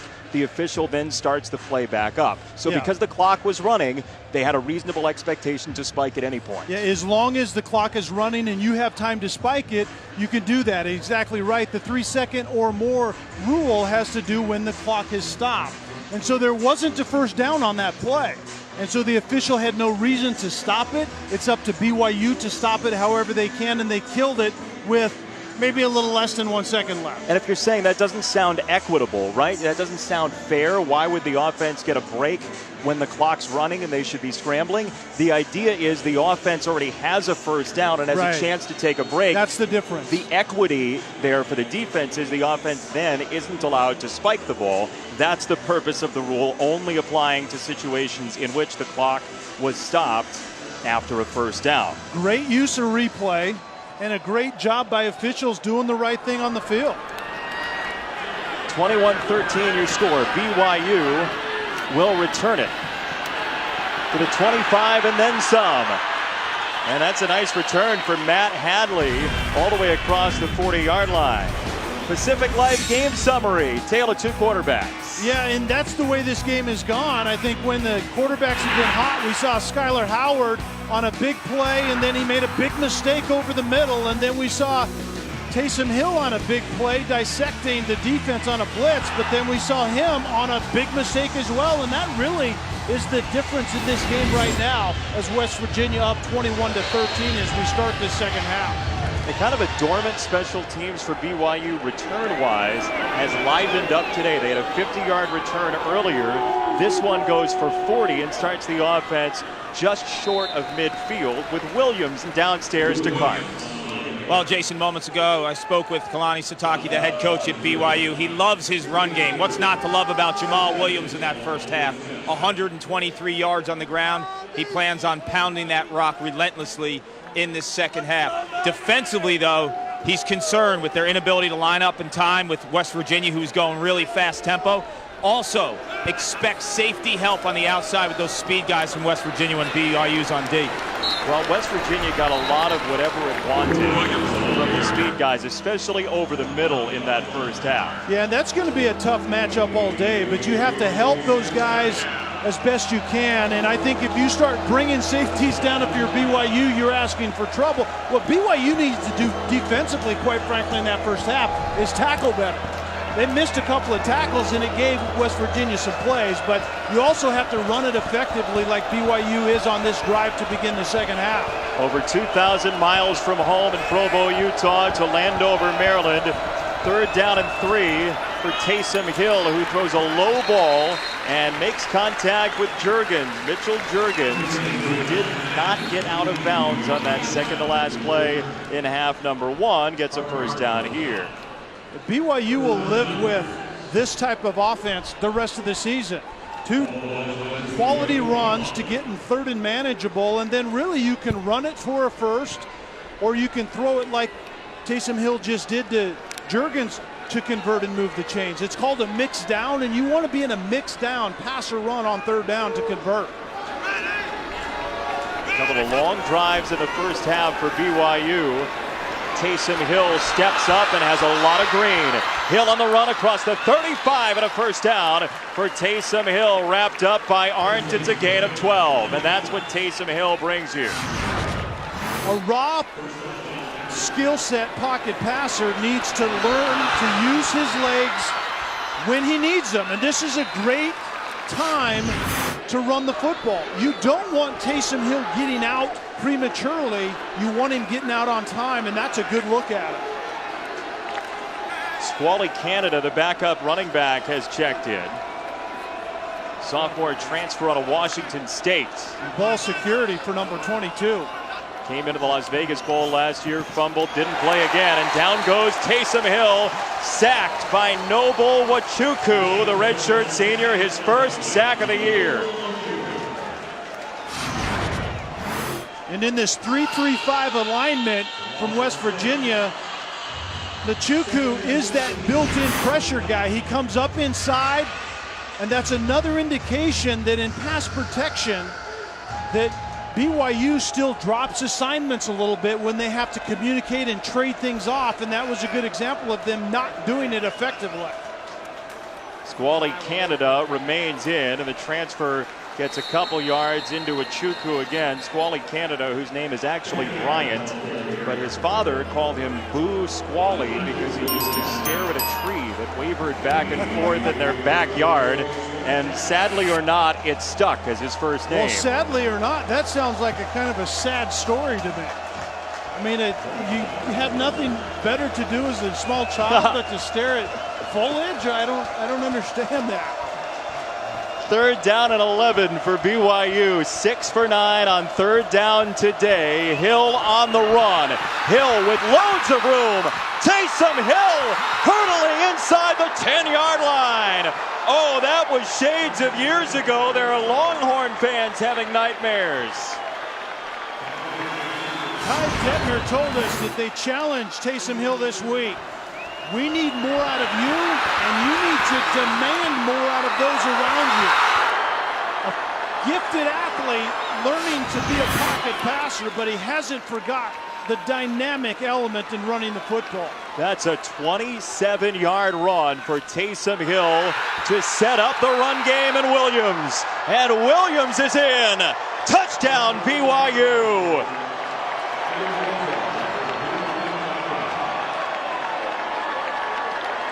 Is it too early to go for 2 for a coach who went for 2 to try to get a win late a couple of weeks ago against Utah? I would say yes, but I can see Taysom Hill coming back onto the field already.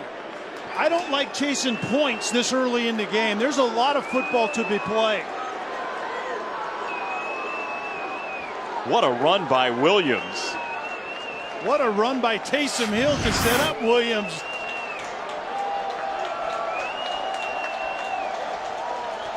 Two-point conversion for the tie for BYU.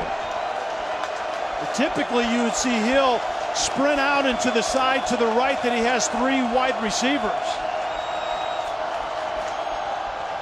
Hill to throw. End zone. It is tipped around. And Kurtz and Douglas fighting for it. It's incomplete. Well, the attempt was pretty straightforward. Kurtz is at 6'6", 215 pounds. And then Douglas is a 6'2" corner. But, Jason, throw the ball up to your 6'6" guy and let him go make a play. This guy can do it. Taysom Hill at 26 brings his team to the end zone, but Nick Kurtz couldn't haul in 2, so BYU's trailing by a pair.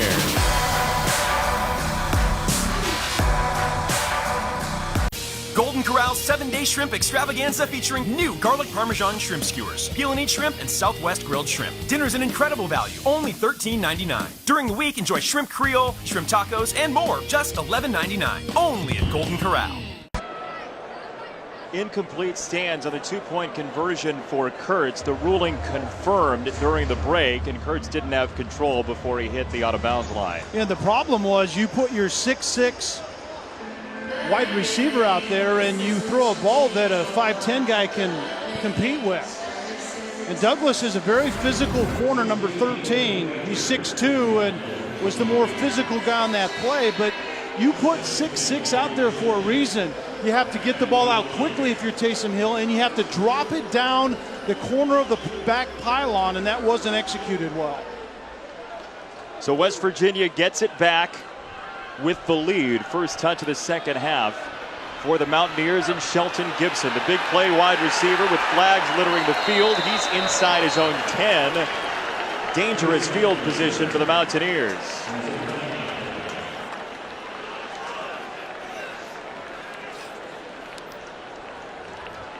During the return, illegal block in the back, number 18 to the receiving team. Half the distance to the goal, first out. Not much distance, but enough. A couple of yards against West Virginia. Later in prime time, 3-0 SEC West teams in Arlington. Arkansas at number 17. Texas A&M is number 10, and you can watch it streaming live on the ESPN app. And watch ESPN. Kevin Sumlin's teams getting used to starting strong and fading. That would be a large win for the Aggies today. My former offensive coordinator, quarterback coach Noel Mazzoni is doing a great job of transitioning that group to more production offensively. Brought some stability to that side of the ball at A&M. Skylar Howard had a magnificent first half with one blip on the radar, and the run game breaks free across the 10. Russell Shell with a strong run just short of the 15-yard line, tackled by Logan Ta'ele. West Virginia, we talked about in the first half, wants to go fast, but you have to put some quality plays together before you can do that.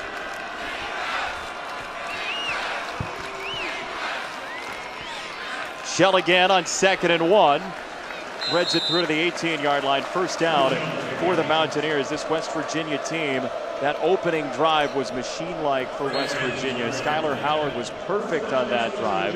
He did throw one interception in the first half. Your assessment of his first half? I think the first half was good outside of that mistake, but I think he was a little out of rhythm. That first drive that looked like a picture-perfect drive was a good mix of run and pass, and we haven't seen much of that since.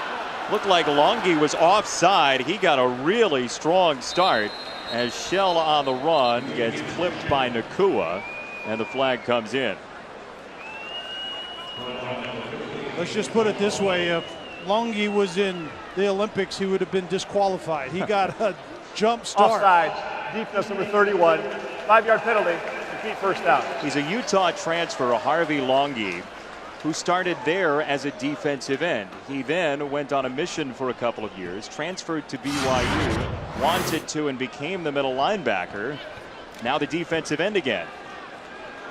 And that is Longy, and they actually called number 31 Sai Tautu on the field because Longy went over to the sideline. He's hiding over there. Howard over the middle, and White is absolutely blasted, but he keeps his feet. What a play by White as Butch Pa'u met him first and couldn't get him down. White was running a crossing route against the zone coverage, and if the receiver and the quarterback aren't on the same page and the receiver carries you into the next window, in this case Butch Pa'u was there to blow him up. White did a great job of hanging on to that football. Brother of Kevin White, who's now in the NFL, former first-round pick of the Bears a couple of years ago. Howard to throw again, gets it out to Crawford, who put it on the deck. Incomplete, 3rd and 4 coming up. And here's the hit by Pa'u on White. White hangs on, but Pa'u diagnoses the crossing route, and then White got his head around just in time, or that would have been a decleater. Pa'u brings the lumber. White did a great job of securing that football. Crawford stays in after the drop. West Virginia leading by 2 as a 3rd down. 3 rush for BYU. Howard flips it out into the flat and has Crawford for a first down and then some across the 40-yard line. Fred Warner took him down way upfield, and Crawford atones for the drop. Miscommunication defensively for BYU, completely dropped Crawford. Kafusi, the big defensive end, was actually playing a robber in the middle, trying to get in that throwing lane. Howard wanted to launch, now uses Crawford as a blocker and gets tripped up just short of the 50-yard line by Tomasi Laulile. And 2nd down coming up. Skylar Howard, the undersized quarterback, as many said.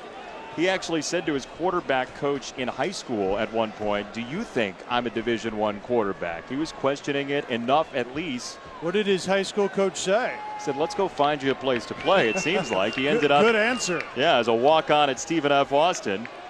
As Kennedy McCoy, the freshman tailback, checks in for the first time today. And here is McCoy, who's got game-breaking speed and picks up the first down into BYU territory. Kennedy McCoy, who the coaching staff said they wanted to get more involved this week, has his first carry. Dana Holgerson said that McCoy was a deer in the headlights against Mizzou and actually looked much better in the second game against Youngstown State. Howard, this side. He's got a completion. That's Gary Jennings, the sophomore. And West Virginia continues to move the ball. That's where Skylar Howard is much better since the end of last season when he got hot. That's what he's doing much better. His feet and eyes are tied to his arm, and he throws the ball accurately short. 22 for 26 for for the senior out of Fort Worth, Skylar Howard. Play action Howard. Single coverage this side. He goes down the seam and it is incomplete. He was looking for Devontae Mathis and couldn't find him. Tanner Jacobson, the strong safety, number 25, was on the coverage, and it was tremendous coverage. Two verticals outside, middle of the field open, and Jacobson simply ran the route better than the receiver did. You like that shot on second and short? I don't mind it because you can convert here and continue this drive if you run an effective play. McCoy stays in on 3rd and 1. Play number 10 of this drive, and it is on the ground, very close. Depends on the spot. What I was going to say, Jason, is I like the shot if you can convert, but I don't like going into shotgun on 3rd and inches. But Skylar Howard immediately came up under center like we've seen him do earlier in this game. The spot of the ball is just short of the 38-yard line. If they have this first down, it's going to be by an inch. I'm calling this about 5 inches short. Okay, say they don't get it here. You go for it? I don't, but I think Dana Holgerson does. This is 4th down coming up. How many inches short is that, Jay? I didn't bring my protractor, but it's a couple. I said 5, and I think it was 4 3/4.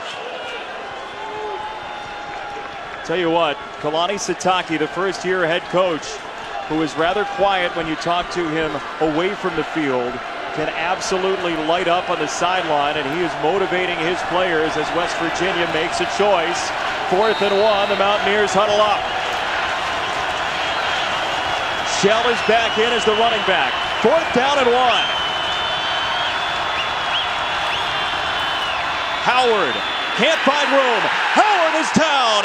BYU holds the line. Harvey Longy. That is one happy head coach.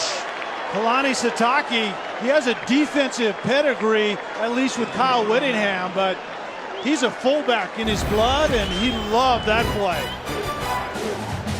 What do you think of the call? I think Dana Holgerson might want it back.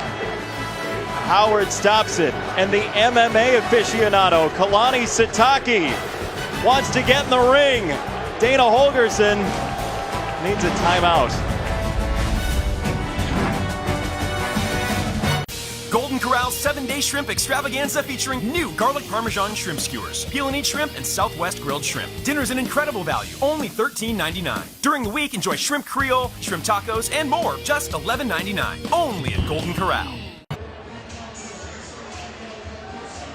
4th and 1. What about the play call, Cal? I didn't like the play call. I don't mind the fact that Holgerson decided to go for it, but when you have inches and you snap it 5 yards deep, I've never understood that.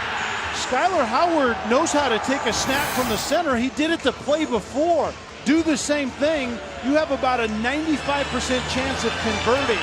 I like the fact that Holgerson went for it, although I told you I wouldn't have. I would have played field position in this game. Bad play call. BYU, after scoring on its most recent drive, goes with Williams on the run, and we take a look back with our Polaris drive recap. Taysom Hill led the charge. Well, this is who BYU has not been through 3 games, but it's who BYU wants to be going forward. Timely, effective, aggressive running by Taysom Hill, and Jamal Williams needs to be the lathered up workhorse and then convert in those mixed down 3rd downs to move the chains.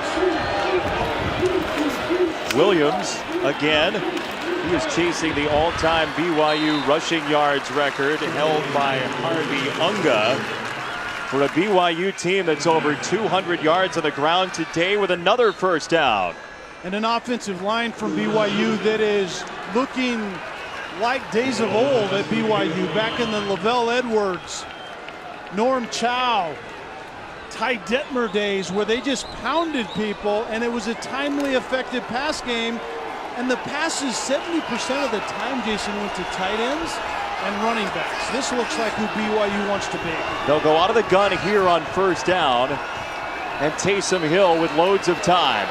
Hill with the check down to the 45 and a broken tackle by Williams. And if you're wondering why BYU is going back to that, it's because the head coach, Kalani Sitake, was a fullback under Lavelle Edwards. He was one of those unicorns, and that's what he wanted as a head coach. He wants a physical, pro-style run offense, a pro-style quarterback, which they're kind of transitioning Taysom Hill to be, and they want to set the tone physically in every game that they play. Second down, 5 for BYU.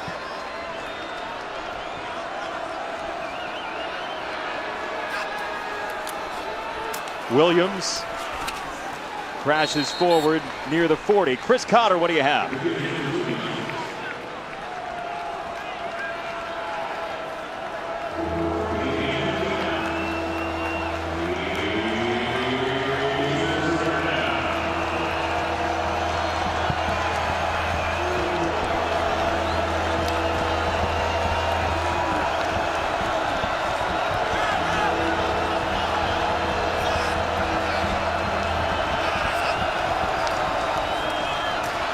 Jamal Williams is pushed back on third down. Ball on the deck. West Virginia recovers. The Mountaineers are on it. It's Kahari Sharif, the redshirt senior, with the recovery. Well, 3rd and 3, and BYU went to what's been working so effectively.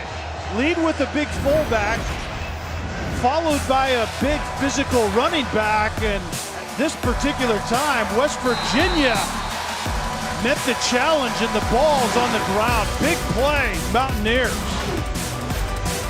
Golden Corral's 7-day shrimp extravaganza featuring new garlic parmesan shrimp skewers, peel and eat shrimp, and Southwest grilled shrimp. Dinner's an incredible value, only $13.99. During the week, enjoy shrimp Creole, shrimp tacos, and more, just $11.99. Only at Golden Corral. ESPN College Football, brought to you by your local Lexus dealer and the pursuit of perfection.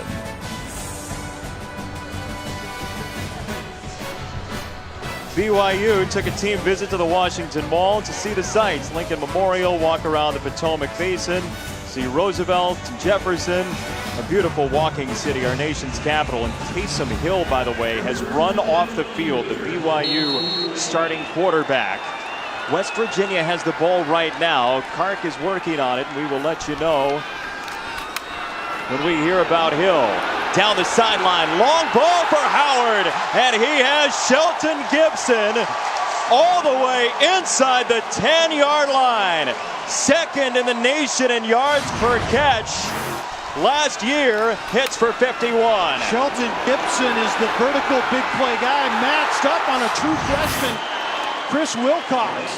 That's a mismatch experience-wise and speed-wise. Shell darting inside to the 5. Longy the tackle. It's second down and goal. And we said the speed for West Virginia could be an issue for BYU. And BYU, I thought, did a really nice job of kind of catching up to that speed and quickness as this first half went on into the second half. But that time, it was just a track meet. Gibson vertical on Wilcox, and the fourth-year junior beat the true freshman. Second down goal.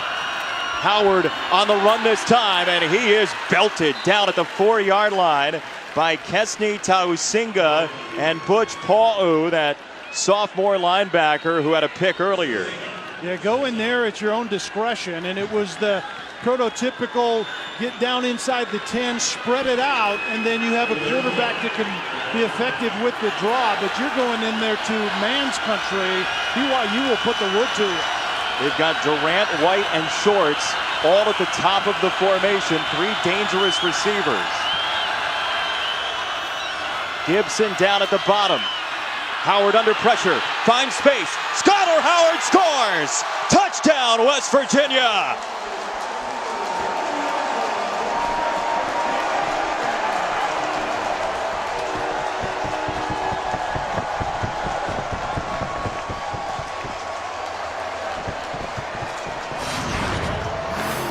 Jason, you talked about it. West Virginia had trips to the right side. Their running back went to the right side, and quarterback scrambles are most effective when the quarterback has already gone through his progression. And that's exactly what happened. Get out to the left on time, and there was man-to-man. Everybody was in the end zone, and then it was a foot race to the corner of the end zone. Skyler Howard really raised his game at the end of last season with that 5-touchdown Cactus Bowl. West Virginia's offense under his leadership has scored on both BYU turnovers today, and Molina tacks on the extra point to make it a 2-score game.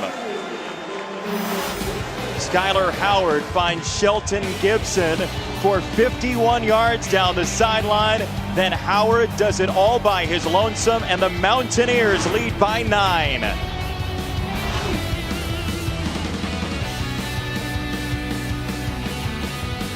Golden Corral's 7-day shrimp extravaganza featuring new garlic parmesan shrimp skewers, peel and eat shrimp, and Southwest grilled shrimp. Dinner's an incredible value, only $13.99. During the week, enjoy shrimp creole, shrimp tacos, and more, just $11.99. Only at Golden Corral. Welcome back to Washington. West Virginia up 28-19. You see this last touchdown. Middle linebacker Butch Palu could not run at full strength. The possession before, when we saw him lay a huge hit, actually rattled him, and when he came off the field, he missed 5 defensive snaps.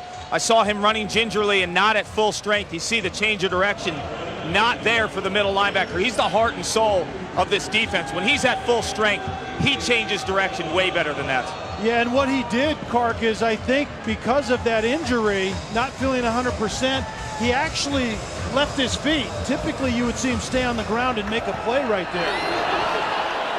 Chip shot kick, returnable for BYU down to the 40-yard line. We checked in with Chris Cotter.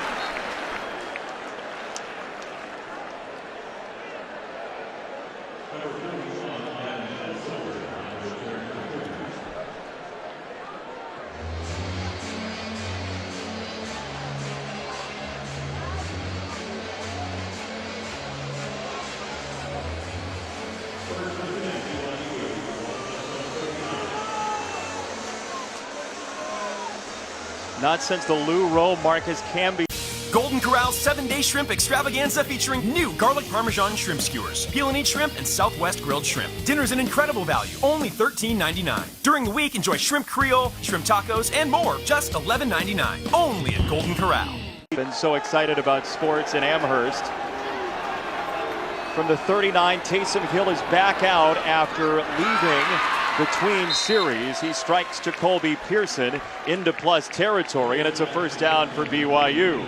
The BYU just has to go back to the things that have worked for them. I mean, this is a kind of a nip and tuck game outside of the turnovers for BYU. Take care of the football, and then it's just back to business. Physical downhill, and then Taysom Hill going through his progression and throwing the ball really well this afternoon.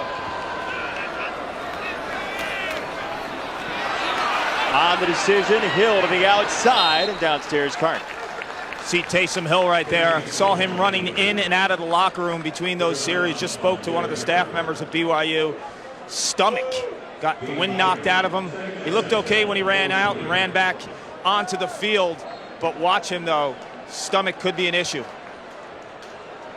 Well, Taysom Hill today, thank you, Kark, 13 out of 19 for 106 at a school that's well known for its quarterbacks. Guys like Ty Detmer, Steve Young, more recently Max Hall had a fantastic career, and Taysom Hill highly thought of in BYU circles. Williams is stopped short of the 40-yard line.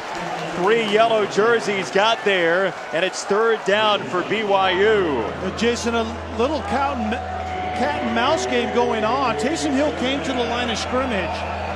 2 high safeties, so he checked run. It's a run look, and West Virginia corresponded with their own check defensively, and the safeties came down, and the safeties ended up blowing up that play. What does Tony Gibson, the defensive coordinator, dial up here 3rd and 7? You have to get pressure on Taysom Hill, but stay disciplined in your rush lanes. They only brought 3. He goes back shoulder to the sideline and incomplete. Fleming covering Moroni Laulu Pututau. His first target today, and it's 4th down. He was the leading receiver coming in. It hasn't been seen. Laulu Pututau actually runs a nice route. It's designed to be a back shoulder throw, and that should have been pass interference on Fleming. I mean, he was raking at the face mask of the receiver, and that simply isn't allowed. Didn't change the direction of the receiver much, but that should have been a flag on number 24, Maurice Fleming. BYU will punt on 4th and 7 from West Virginia territory. And the former rugby player Johnny Linehan tried to sneak it and did, out of bounds inside the 2-yard line. Linehan, the rugby player with the true rugby kick. You know, it's the one where you kick the tip of it and it goes actually in there like a sand wedge to the green. In this case, it goes out of bounds on about the 1.5-yard line. He won 3 straight national titles as a BYU rugby player and decided to focus on football this his senior season out of Auckland, New Zealand. And West Virginia significantly pinned back with under a minute to go, quarter number 3. That's only half of the equation. It was a great special teams play by Linehan, but now BYU's defense needs to keep the field position that Linehan gained his team.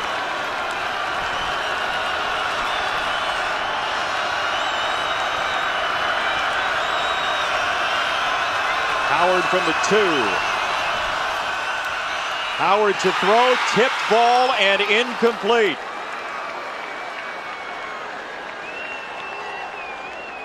Looked like, Corbin Kaufusi, yep. That's exactly what we were told his role would be. 6'9", 270, and it was about getting in the throwing lane of a 5'10" quarterback, even though he's listed at 6 feet. West Virginia goes with Crawford, and Justin Crawford breaking tackles across the 10 for a first down.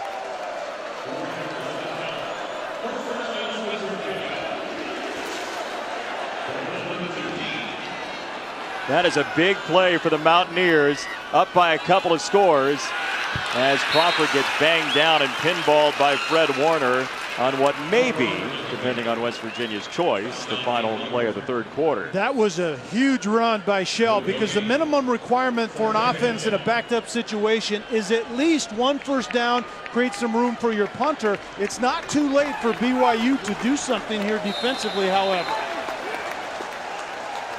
15 minutes left. West Virginia not far from home in Morgantown, one of 2 remaining unbeatens in the Big 12. Mountaineers have capitalized off turnovers, trying to hang on to a win here in Landover.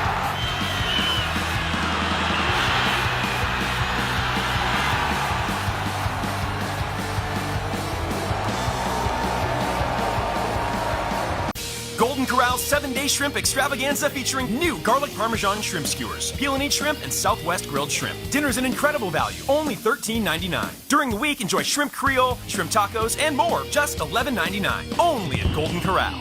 Last drive, big play man with Shelton Gibson. And it's all about formational design. How do we get Gibson on a true freshman? 4 wides, the 2 inside guys down below are going to head across the middle of the field. And what is the quarterback, Skylar Howard, left with? A vertical guy, my best vertical guy on Chris Wilcox, a true freshman that was trying to find a prom date about 4 months ago. I like my chances in that scenario. Yeah, West Virginia's willing to dance deep. We've seen that as Skylar Howard came in as the reigning 2nd place man in the Big 12 in yards per completion from last season. He's got a 2nd down and 10. And it's a delay to Crawford, who gave them some space earlier and crosses the 15. It's 3rd down for the Mountaineers, who preach balance in decision-making, balance in formations. Where do they go here on 3rd down? I think it's going to be a situation of spreading it out and working the inside of the field.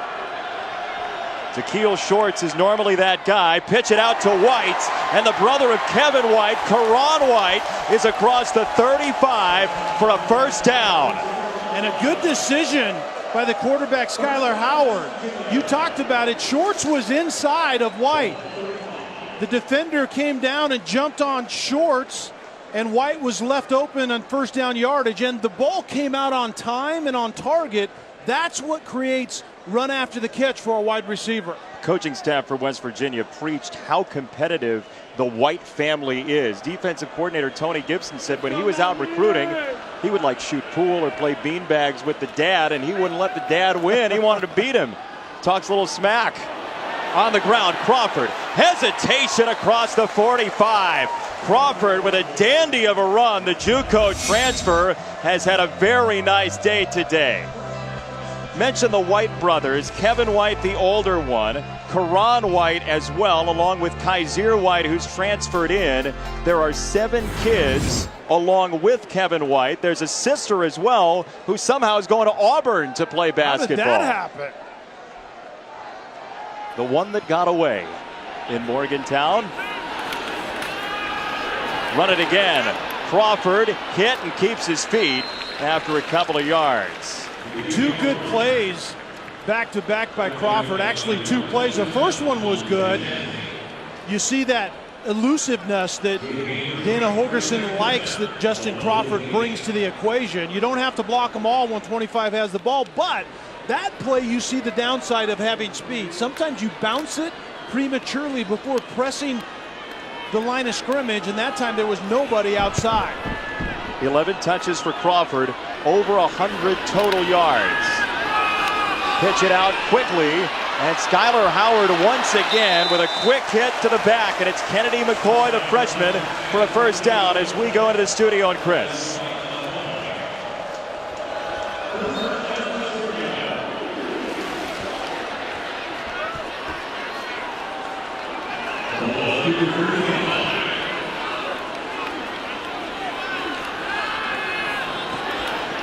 Thank you, Chris. Kennedy McCoy again in space, and he lays the wood.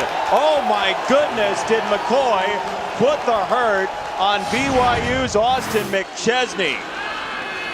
This is how you earn your stripes as a freshman running back. Hits the ball on the outlet by Skylar Howard, and then drop the wood on McChesney. Don't run out of bounds when you're a freshman. McChesney, who has a targeting penalty to his detriment on his resume this year. He missed the first half of the UCLA game, and he hits the sideline. Shell and McCoy are in together. Howard, fake to the back, rolls this way. Howard back into play, and that is an ill-advised throw on what's been a low-risk drive. Every once in a while from Skylar Howard, that particular decision rears its ugly head. Very well defended on the back end by BYU. You're outside the pocket. Out of bounds past the line of scrimmage and live to play one more down. Still 79% Skylar Howard today. His best completion percentage year of his career so far. Big third down. Howard down the middle. He's got a man. Shelton Gibson with a flag down inside the 10-yard line. Dion Lake dragged him down before the end zone. We'll see what the marker is.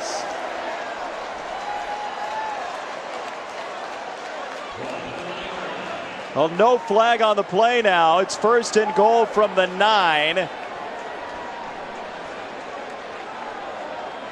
May have been a bright yellow shoe that came off. I think it was. I think it might have been Gibson's shoe. He blew a tire, but he certainly ran a nice route before that. First and goal. Howard play fake. On the roll, wide open. Touchdown to Keel Shorts. And West Virginia trying to run away.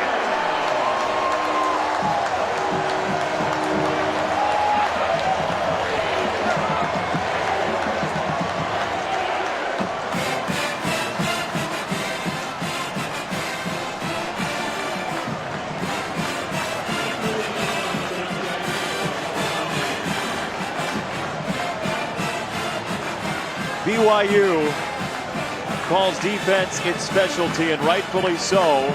It's kept them in 3 games to start the season. But West Virginia, with an electric offense, just went 99 yards to put up point number 35. The big play man, Shelton Gibson, who may need some more footwear, but got him in position.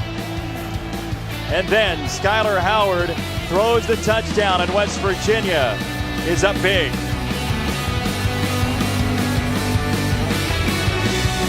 Golden Corral's 7-day shrimp extravaganza featuring new garlic parmesan shrimp skewers, peel and eat shrimp, and Southwest grilled shrimp. Dinner's an incredible value, only $13.99. During the week, enjoy shrimp Creole, shrimp tacos, and more, just $11.99. Only at Golden Corral.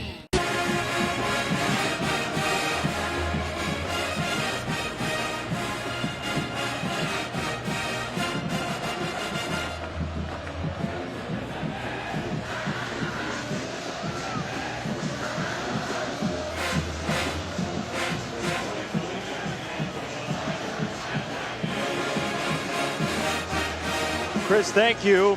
BYU, a Division I independent. UMass has bounced around conferences. BYU, a hopeful to join the Big 12, but who isn't? 11 teams are on the list. Should be a decision October 17th, or at least that's the idea that's been announced. BYU at least somewhat auditioning in front of West Virginia as Braden El-Bakri has the return. And here are the college football rankings brought to you by Northwestern Mutual, the AP Top 10. Alabama, an easy time. Michigan as well, blowing the doors off Penn State. Stanford, UCLA is a dandy later. And the impressive thing on that board to me is Wisconsin against Michigan State. I mean, Michigan State I thought was for real, and I do believe they still are. Wisconsin's been kind of laying in the weeds a little bit since that opening week victory over LSU, but I think next week a showdown between Wisconsin and Michigan. Taysom Hill to the outside, cutting it back in and just short of midfield. That's a first down run for Taysom Hill that goes for 16, tackled by one of those 7 white kids, Kaiser White. Mentioned BYU and the expansion possibilities. Bronco Mendenhall, before he left for Virginia, said independence isn't sustainable for BYU in the long term. That's not the feeling we got from Kalani Sitake talking to him yesterday as Juergens makes the catch. Well, I think that needs to be qualified with sustainable as far as being a player in the college football playoffs. Basically, this team has to go undefeated every year, and that I don't think is doable, let alone sustainable. Taysom Hill tiptoes out of bounds. The one thing Kalani Sitake did say is, look, we have a schedule where our guys get to play some of the best teams in college football, and I like that for my guys. That's the value of independence for BYU. Yeah, I think the way they started the year, I think, is a great example of that. But you're right, there is no room for error in that type of scheduling as an independent. I thought we were going to see what the committee would do with the quality independent last year, but then Notre Dame lost late to Stanford, so that went out the window. Taysom Hill, a quick hit to Nick Kurtz and a first down. He's tackled by Fleming. Inside the 40-yard line, first down BYU. And there's the map of the teams in the Big 12. 10 teams currently, and it's all over the map of the teams that are looking to get in. I mean, you just throw your name into the ring right there. They all scattered all over the place. No guarantee the Big 12 will expand. Still pending. Taysom Hill on the run has decided to tuck it a bunch on this drive. And he meanders to the 31. Adam Schuler and Darian Howard collaborated. Second down, BYU. Yeah, certainly all hope isn't lost for BYU if you make something quality happen on this drive right here. It's Schuler that's down, the redshirt freshman out of Longwood, Florida. And as they check on Schuler, will step aside. BYU down 2 touchdowns and 2 two-point conversions.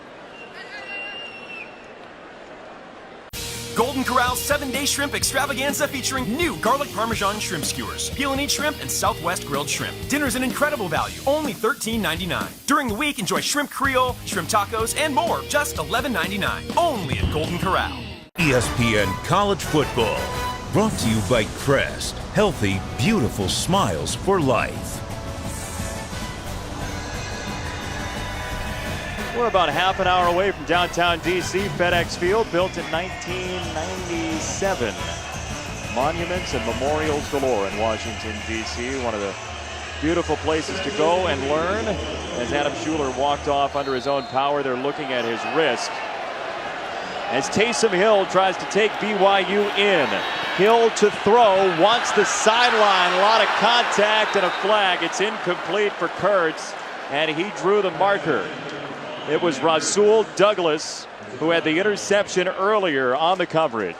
We've seen Kurtz on Douglas before. Defense number 13, 15-yard penalty, automatic first down. And rightfully so, he's the tallest cornerback they have. And he's also the most physical, and he got a little bit too physical on this play. He is actually holding with that right hand, had a handful of jersey, but this was a tremendous catch in the end, was it not? He was out of bounds, but what a great effort by Kurtz. Penalty puts BYU inside the red zone. Under 10 to play.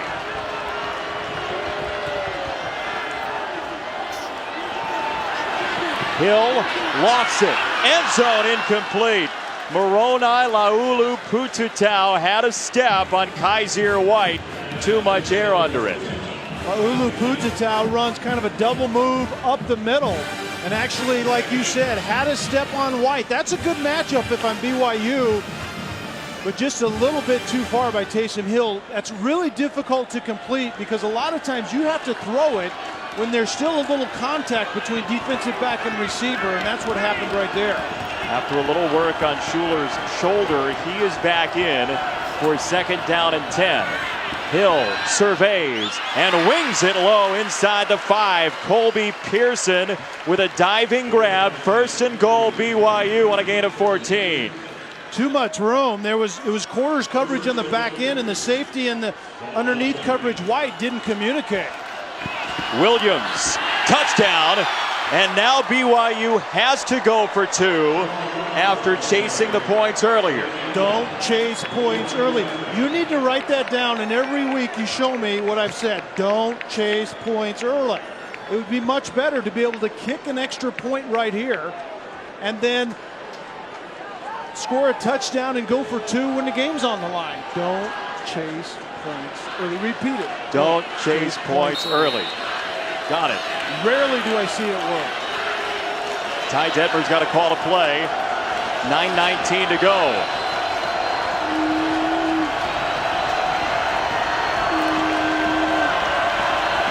Williams the tailback. On the toss and the reverse. Juergens wants to throw it. Oh my goodness.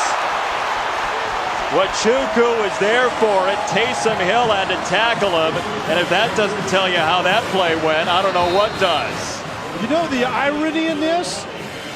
Jamal Williams on the initial toss scores a touchdown if he just hangs on the ball. Sometimes as coaches, you make it a little bit too difficult. This play fooled absolutely nobody.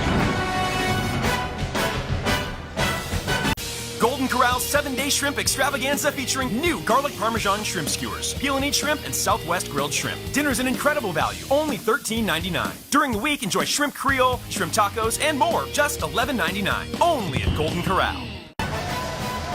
Coming up tonight on ABC, it's Stanford and UCLA, 8 Eastern on ABC and the Watch ESPN app. Earlier on game day, Steve Spurrier, something to say about David Shaw in the SEC. Yeah, I'm going with Stanford also, and like Coach said, David Shaw, don't be surprised if one of those SEC schools that has too much money wants to go get another coach. Yeah. David Shaw will be. How about that? Strong words from a guy who certainly knows about coaching, jumping from places, and money. And getting money. I don't know. I let the bidding begin, I guess. If you're David Shaw and you're getting paid well, Stanford's a pretty nice place to be. Not everybody wants to be in the SEC, contrary to popular beliefs. 10-point game, and BYU will kick it deep. From the 5-yard line, Shelton Gibson, who's had a big day.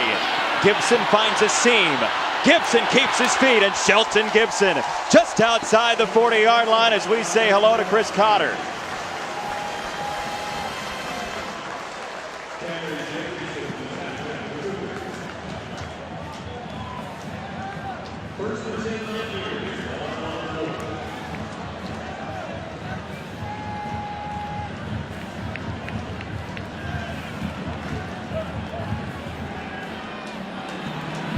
Back and forth they go in a couple places along the college football. 11 years, right? Yeah, been a long for the time. last bunch. From the 40-yard line, Skylar Howard. See if West Virginia tries to protect the clock. It's not really in their DNA as Shell gets a couple of yards. Well, credit to this West Virginia offensive line today as well against a tough BYU front. They've swapped around the tackles. Adam Pankey started for Colton McKivitz, who's moved to the right side at points. They're without Yadni Kajust, who's got a torn ACL after week number 1. The line has held up remarkably well, having not allowed a sack coming in. Crawford in motion, quick hit, and Howard didn't even look that way. It was a forward pass and downstairs for Cart. Jason, when I spoke to Skylar Howard this week, he praised the offensive line. Last year they allowed 32 sacks after the first 2 games, 0. He said it's a big factor in his completion percentage. His ability to get that extra second has made all the difference in the world, and he credits the big guys up front. Just 1 sack today against Howard, 1 for the season. It's 3rd and 7. As Crawford splits out wide. Yeah, Clark, I know a lot of quarterbacks that are much better when they get good protection. It's amazing how that works. It's a list of all the quarterbacks. Yeah, like everyone that's ever played the game. 3rd down. Howard out of the backfield. Shell. Flag comes in. Shell is short. If the flag is against West Virginia, it will be punt time. And boy, the Mountaineers needed to take some more time off the clock, don't you think? Yeah, that 2nd down play was almost a disaster. It was the swing screen. Holding, offense number 70. The penalties declined. Play results in 4th down. The left guard, Mateo. A swing screen out of the backfield. And it was almost a backward pass to begin with. But at best, it was an incomplete pass. Stop the clock. And yes, now you're punting the ball back to a BYU team that is regretting chasing points early in this game, being down by 10 and about to possess it again.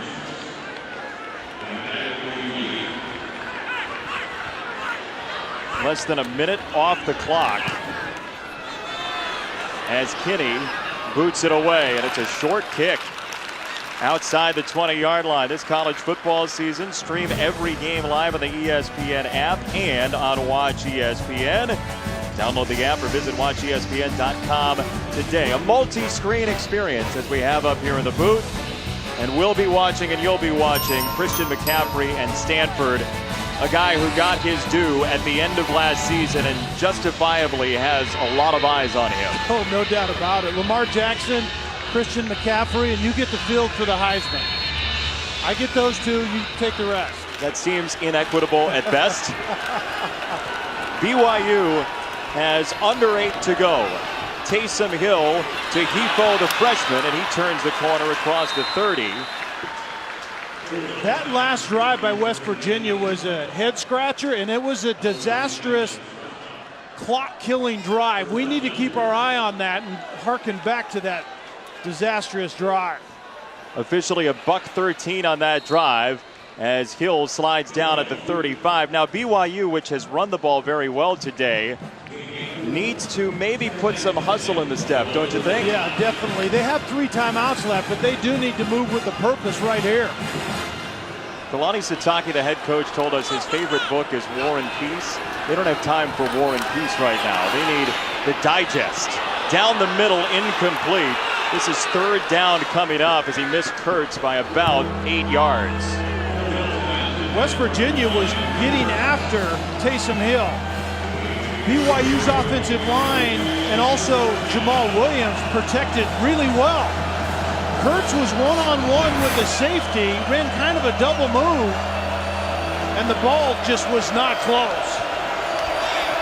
Uchuku came hard to set up a 3rd down and 6. Hill has got it. Colby Pearson with a wonderful catch in traffic, head over heels against Sharif. A dig route. Pearson is coming inside, and a laser. That's where you see the true arm talent by Taysom Hill. It's not about his arm, it's about his eyes and his feet, and they've been much better today as well. From midfield, Taysom Hill stepping up, looking for Hefo. He overthrew him. Hefo had a surefire touchdown. The true freshman, who is really their big play guy they're trying to get in the mix a little more, is on Sharif outside, and you're right.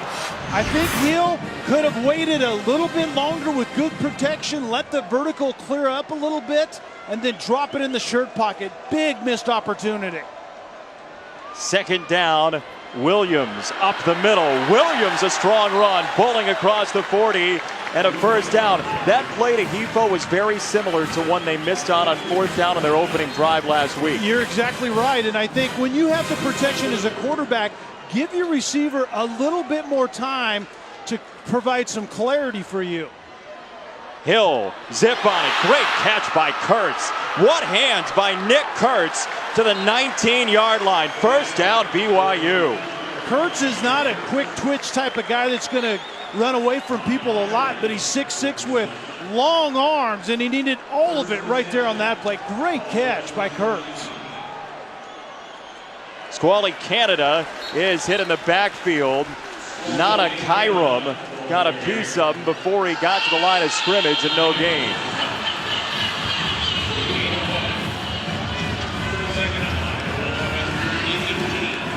Second down and long, give him a yard.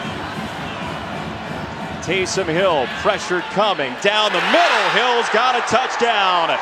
Moroni Laulu Pututau, and BYU is an extra point away from being down 3. Ulu Pututau is matched up, basically running a skinny post route on the safety, Jeremy Tyler. Quarters coverage, Jason, turns into straight man-to-man about 90% of the time because of the way that they read routes, and Ulu Pututau won that matchup. Extra point is good. 121 seconds, 79 yards. Taysom Hill with the score. BYU within 3.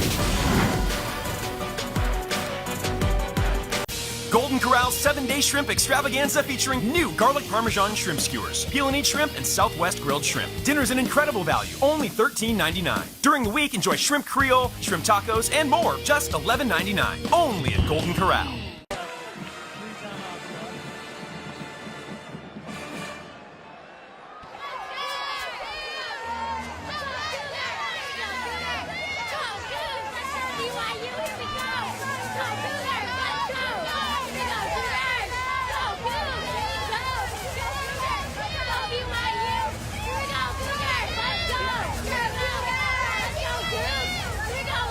Boy, we have a wonderful game here too, but how about Tennessee?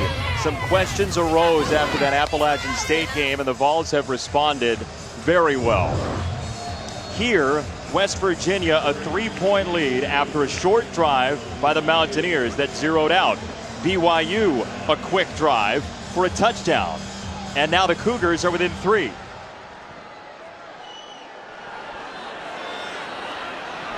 Gibson from the 7. Shelton Gibson chooses the outside lane. Gibson down the sideline. And a burst across the 35, setting up West Virginia with good field position. It's celebrating its 12th year sponsoring the Good Hands Field Goal Nets. All-State makes contributions to participating universities' general scholarship funds for each field goal and extra point kicked. To date, All-State has contributed millions in scholarship funds. So, Kelly, a minute and change off the last drive. A minute 13, I think, to be exact, and it was dreadful. How do you make this one not so dreadful? You have to run your offense, first of all, but you can't abandon the run game. your primary goal on this drive is to do one of two, maybe both things. Burn time off the clock and force BYU to use timeouts by driving the football. So a mixture of who their offense is, running the football, that underneath pass game that was so effective on a few drives here with Skylar Howard throwing the ball accurately. Those are the things you have to do. You don't have to do more than what you've done already. David Long, the redshirt freshman linebacker, getting helped off the field. The big plays for West Virginia came in bunches last year, Howard to Gibson, and those two have combined for a very solid effort today. Skylar Howard, Shelton Gibson. Gibson says, look, when Skylar gives me a look, I know what's coming. Yeah. They have an unspoken bond, and they've shown it today. From the 37, Shell in the backfield, Howard tucks it and picks up 4 on first down. Kai Nakua knocked him down. Second down, West Virginia. And that's a great example of not abandoning the run, but being a little more creative with the run. We haven't seen many designed quarterback runs. Skylar Howard has run the ball, but mostly it's been after scrambling around a little bit on design play or pass calls. That time it was just design quarterback reading. He made a good choice. You're pretty sure you're going to get yards with Howard, who through 2 games coming into today had not lost a yard on a run this year. Second down for Howard. Shell out of the backfield, and the nephew of Tony Dorsett is out of bounds at the 42 with Bernard on his hip. Third down, 5:04 to play. And I think Shell right there was being told to stay in bounds, and he gave kind of a shrug of the shoulders. But I would like my guy that just caught a swing out of the backfield to try to convert and get a first down right there. Sometimes you end up getting knocked out of bounds.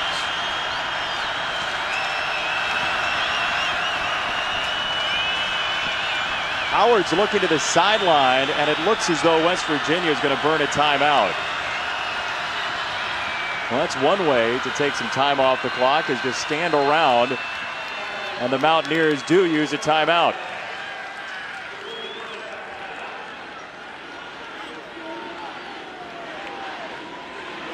Today, ESPN is proud to support college football's celebration of educators across the country through the Extra Yard for Teachers initiative created by the College Football Playoff Foundation.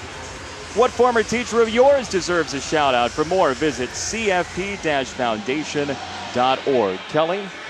Jeanette Matson, who actually, shout out to her family, she passed away. World history. She gave me a love of world history. What do I have to do with that? I actually just told that story to my daughter as a sophomore in high school that's now taking world history. I said that teacher allowed me and gave me the love for a subject that I had no interest in. That's what good teachers do. Good teachers open worlds to you. That's right. World history is a great way to do that. West Virginia, third down and 4. 4.5 to go. Leading by 3. Howard to throw. Quick set, dropped. Karan White couldn't bring it in. It's 4th down. Karan White was outside matched up on the true freshman Chris Wilcox, who got beat by Gibson earlier on the vertical. So this time Wilcox bails out of there. A lot of cushioning. White just has to simply finish and look it into his hands. Karan White, who this week said the BYU corners, I don't think they can outrun us, drops a ball on a comeback route. Uh-oh. And BYU will get it after a second straight drive that bogged down for West Virginia. It's Cougar ball inside the 15-yard line, trailing by 3. All 3 timeouts remaining for the BYU Cougars, and embattled quarterback, at least coming into the game, Taysom Hill, who's played, in your estimation, how well today? I think he's played an exceptional game. The one big mistake late outside resulted in a pick-6, but I'm telling you this, the improvement he made from UCLA a week ago to today has been immense. But you gain confidence when the people around you are also playing at a higher level. And his offensive line deserves a ton of credit here today. Kalani Sitake decided to stick with Taysom Hill, who's got it in his hands and throws it too high and intercepted. Picked off by Jeremy Tyler. West Virginia gets it back. Third takeaway for the Mountaineers, and it comes at a huge time. He's exactly the right guy to go to. Mitchell Juergens was coming in on a dig route deep and late over the middle, finding a void, and the ball just gets away from Taysom Hill just a little bit. His feet were good. He spun it well. Sometimes it was just a little high, and you hope that your receiver can bail you out and climb and get it, and Juergens couldn't quite do it on that play. West Virginia with that third takeaway after 31 of them, tied for 5th most in the country last year. First down, Mountaineers. Howard to the outside, and he keeps it in bounds, Kark. Well, before that pick, Tony Gibson, the DC, actually met with the entire defensive group. A lot of times they break off in positions. He went after the guys. He challenged them to make a play. Remember, during the bye week, he was all over these guys against Youngstown State, an FCS team. They allowed 400 yards. After the game, he said we couldn't tackle, we couldn't cover. He had to find 11 guys to make a play. They answered the bell. He said during the week, Kark, that, look, I apologize to everybody who's ever played defense at West Virginia for that game. It's awesome. Accountability when the game's on the line. That's what it's about. Howard to throw. Howard wants it all. White down the sideline. Incomplete and a flag.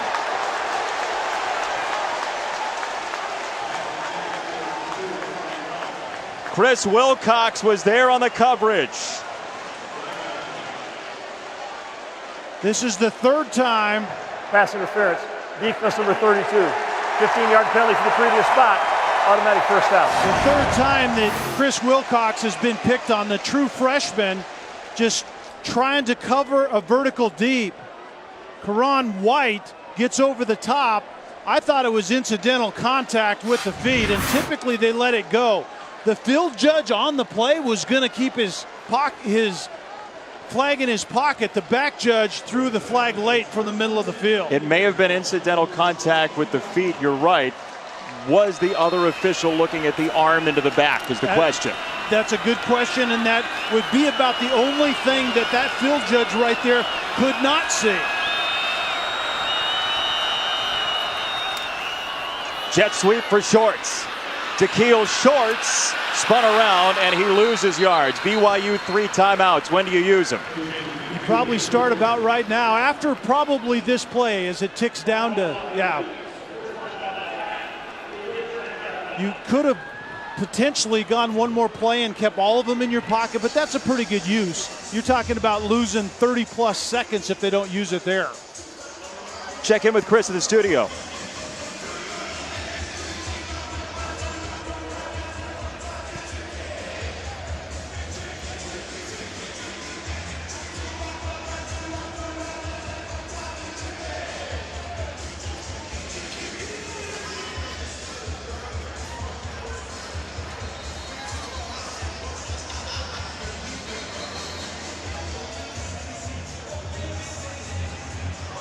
Chris, thank you. Jeremy Tyler's interception has West Virginia on the ball with a 3-point lead, and Tyler wasn't even supposed to be the starter.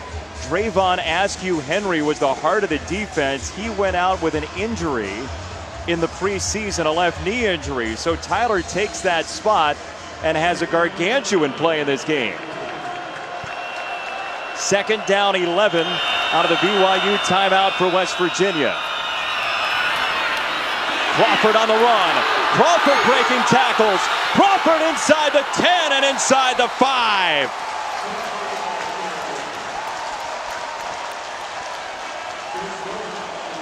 You don't have to block them all when Justin Crawford carries the football. That's what head coach Dana Holgorsen told us. And every offense needs a little shimmy and a little shake. And Shell doesn't provide that from the running back position.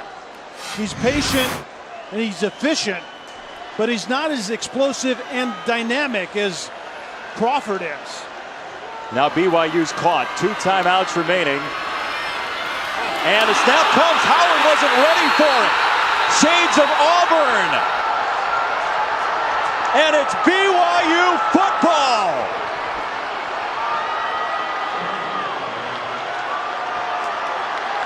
Francis Bernard, the recovery.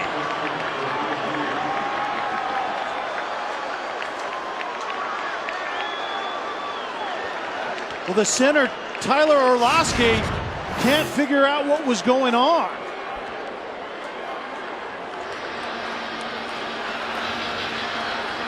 And it looked to me like Skylar Howard was coming back toward the line of scrimmage, not done calling the play. And his veteran fifth-year center got confused on what he heard. And Orlowski is not happy. BYU has 2:36 to go. Hill launches to the 35. Nick Kurtz.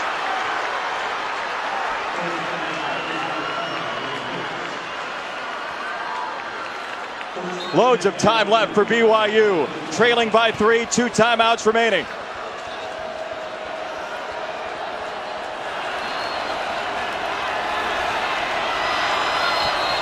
And a flag comes in.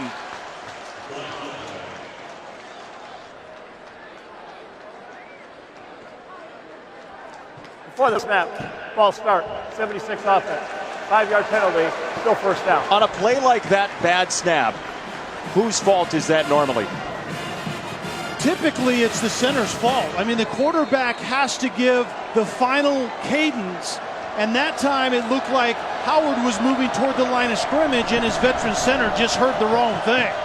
Taysom Hill, quick pass. Laulu Pututau is undercut at the 34 by Fleming. Second down. Under 2 minutes to play. Taysom Hill, the senior who came back for one more year.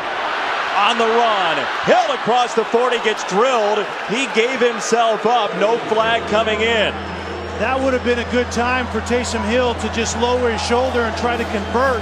Mainly, not only to get another roll of the dice, but also to stop the clock for the first down conversion. 2 timeouts still on the board. Taysom Hill, third down. Hill scanning, surveying, throws on the run, a long pass to Kurtz into West Virginia territory. A fantastic route adjustment by Kurtz, matched up on Douglas outside. This play was dead to begin with, was Kurtz's route, but as your quarterback starts to scramble, if you're a deep receiver, come back down the sideline and give him a shot. Taysom Hill to run it this time. He's across the 30. Remember, BYU is using its original kicker for this year who was benched. Jake Oldroyd is out with an injury today. Rhett Almond is the kicker this evening as BYU will use a timeout, 1 remaining for the Cougars. Almond was benched because he mishit a field goal and a point after. The second time out of the half. Head coach is elected to take it may rest on his half. leg this evening to tie the game if BYU can't get in. It was interesting hearing Kalani Sitake, the head coach of BYU, talk about that. The fact of the matter is, Almond made the field goal and then missed the extra point. The field goal wasn't hit right, and then he missed the extra point, so that led to that decision to set him down for a while.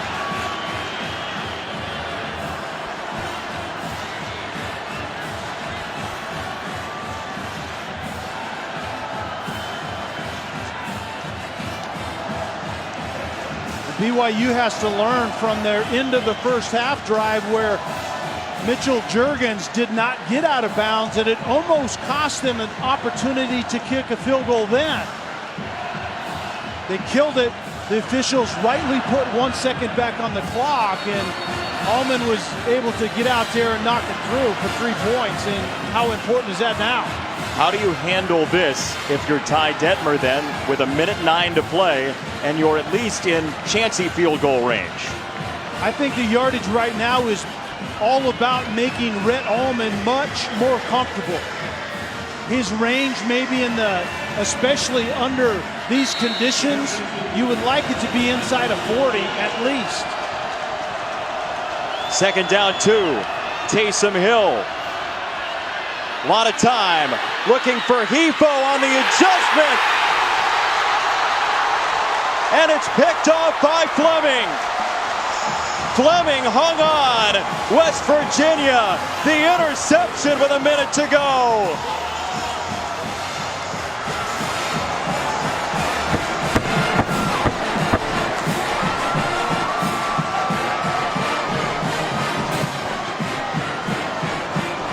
Jason, what you didn't need is that. I think West Virginia defensively really baited Taysom Hill to take a shot that he simply did not need to take. You need, realistically, maybe 7 to 10 more yards for Rhett Allman to be comfortable. Man-to-man coverage, it created one-on-ones, but that doesn't mean your one-on-ones win all the time. And Taysom Hill made a bad decision right there. He had 4 interceptions coming into the game. That's a big one as West Virginia runs it up the middle. And it's a matter of coverage, and some other time in a game you might take this shot, but not as you're trying to get into field goal range. And I'll tell you what, the heartbeat's slowing down finally for Tyler Orlowski, the center. Nobody would have felt worse than he if this went south for the Mountaineers. And Dana Holgorsen is absolutely lighting up his offense right now, and rightly so. They've had 3 to 4 drive opportunities to kill this game, and they haven't been able to do it.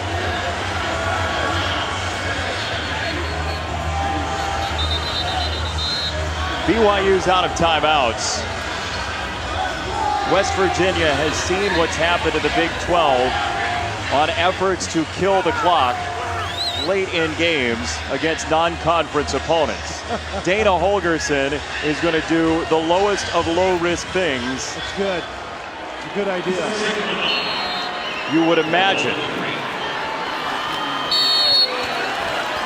Run it again. 3rd down coming up.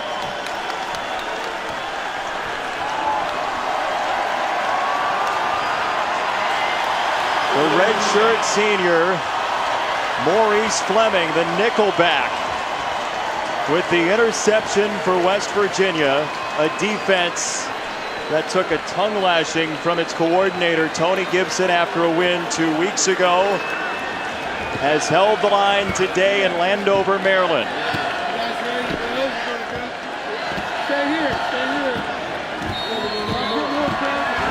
And that is the final play from FedEx Field. Big 12 still has 2 remaining unbeatens. And I think BYU is a quality team. I think their first 3 games, one of those teams in the Pac-12 is probably going to win the Pac-12 South. So I think this is a very quality win over a tough opponent for West Virginia. 35-32 your final score. Next on ESPN2. To Toronto, it's Russia against the host nation Canada. Semifinals of World Cup of Hockey. Steve Levy, Barry Melrose. Thanks for watching. So long from FedEx Field, West Virginia, 35-32.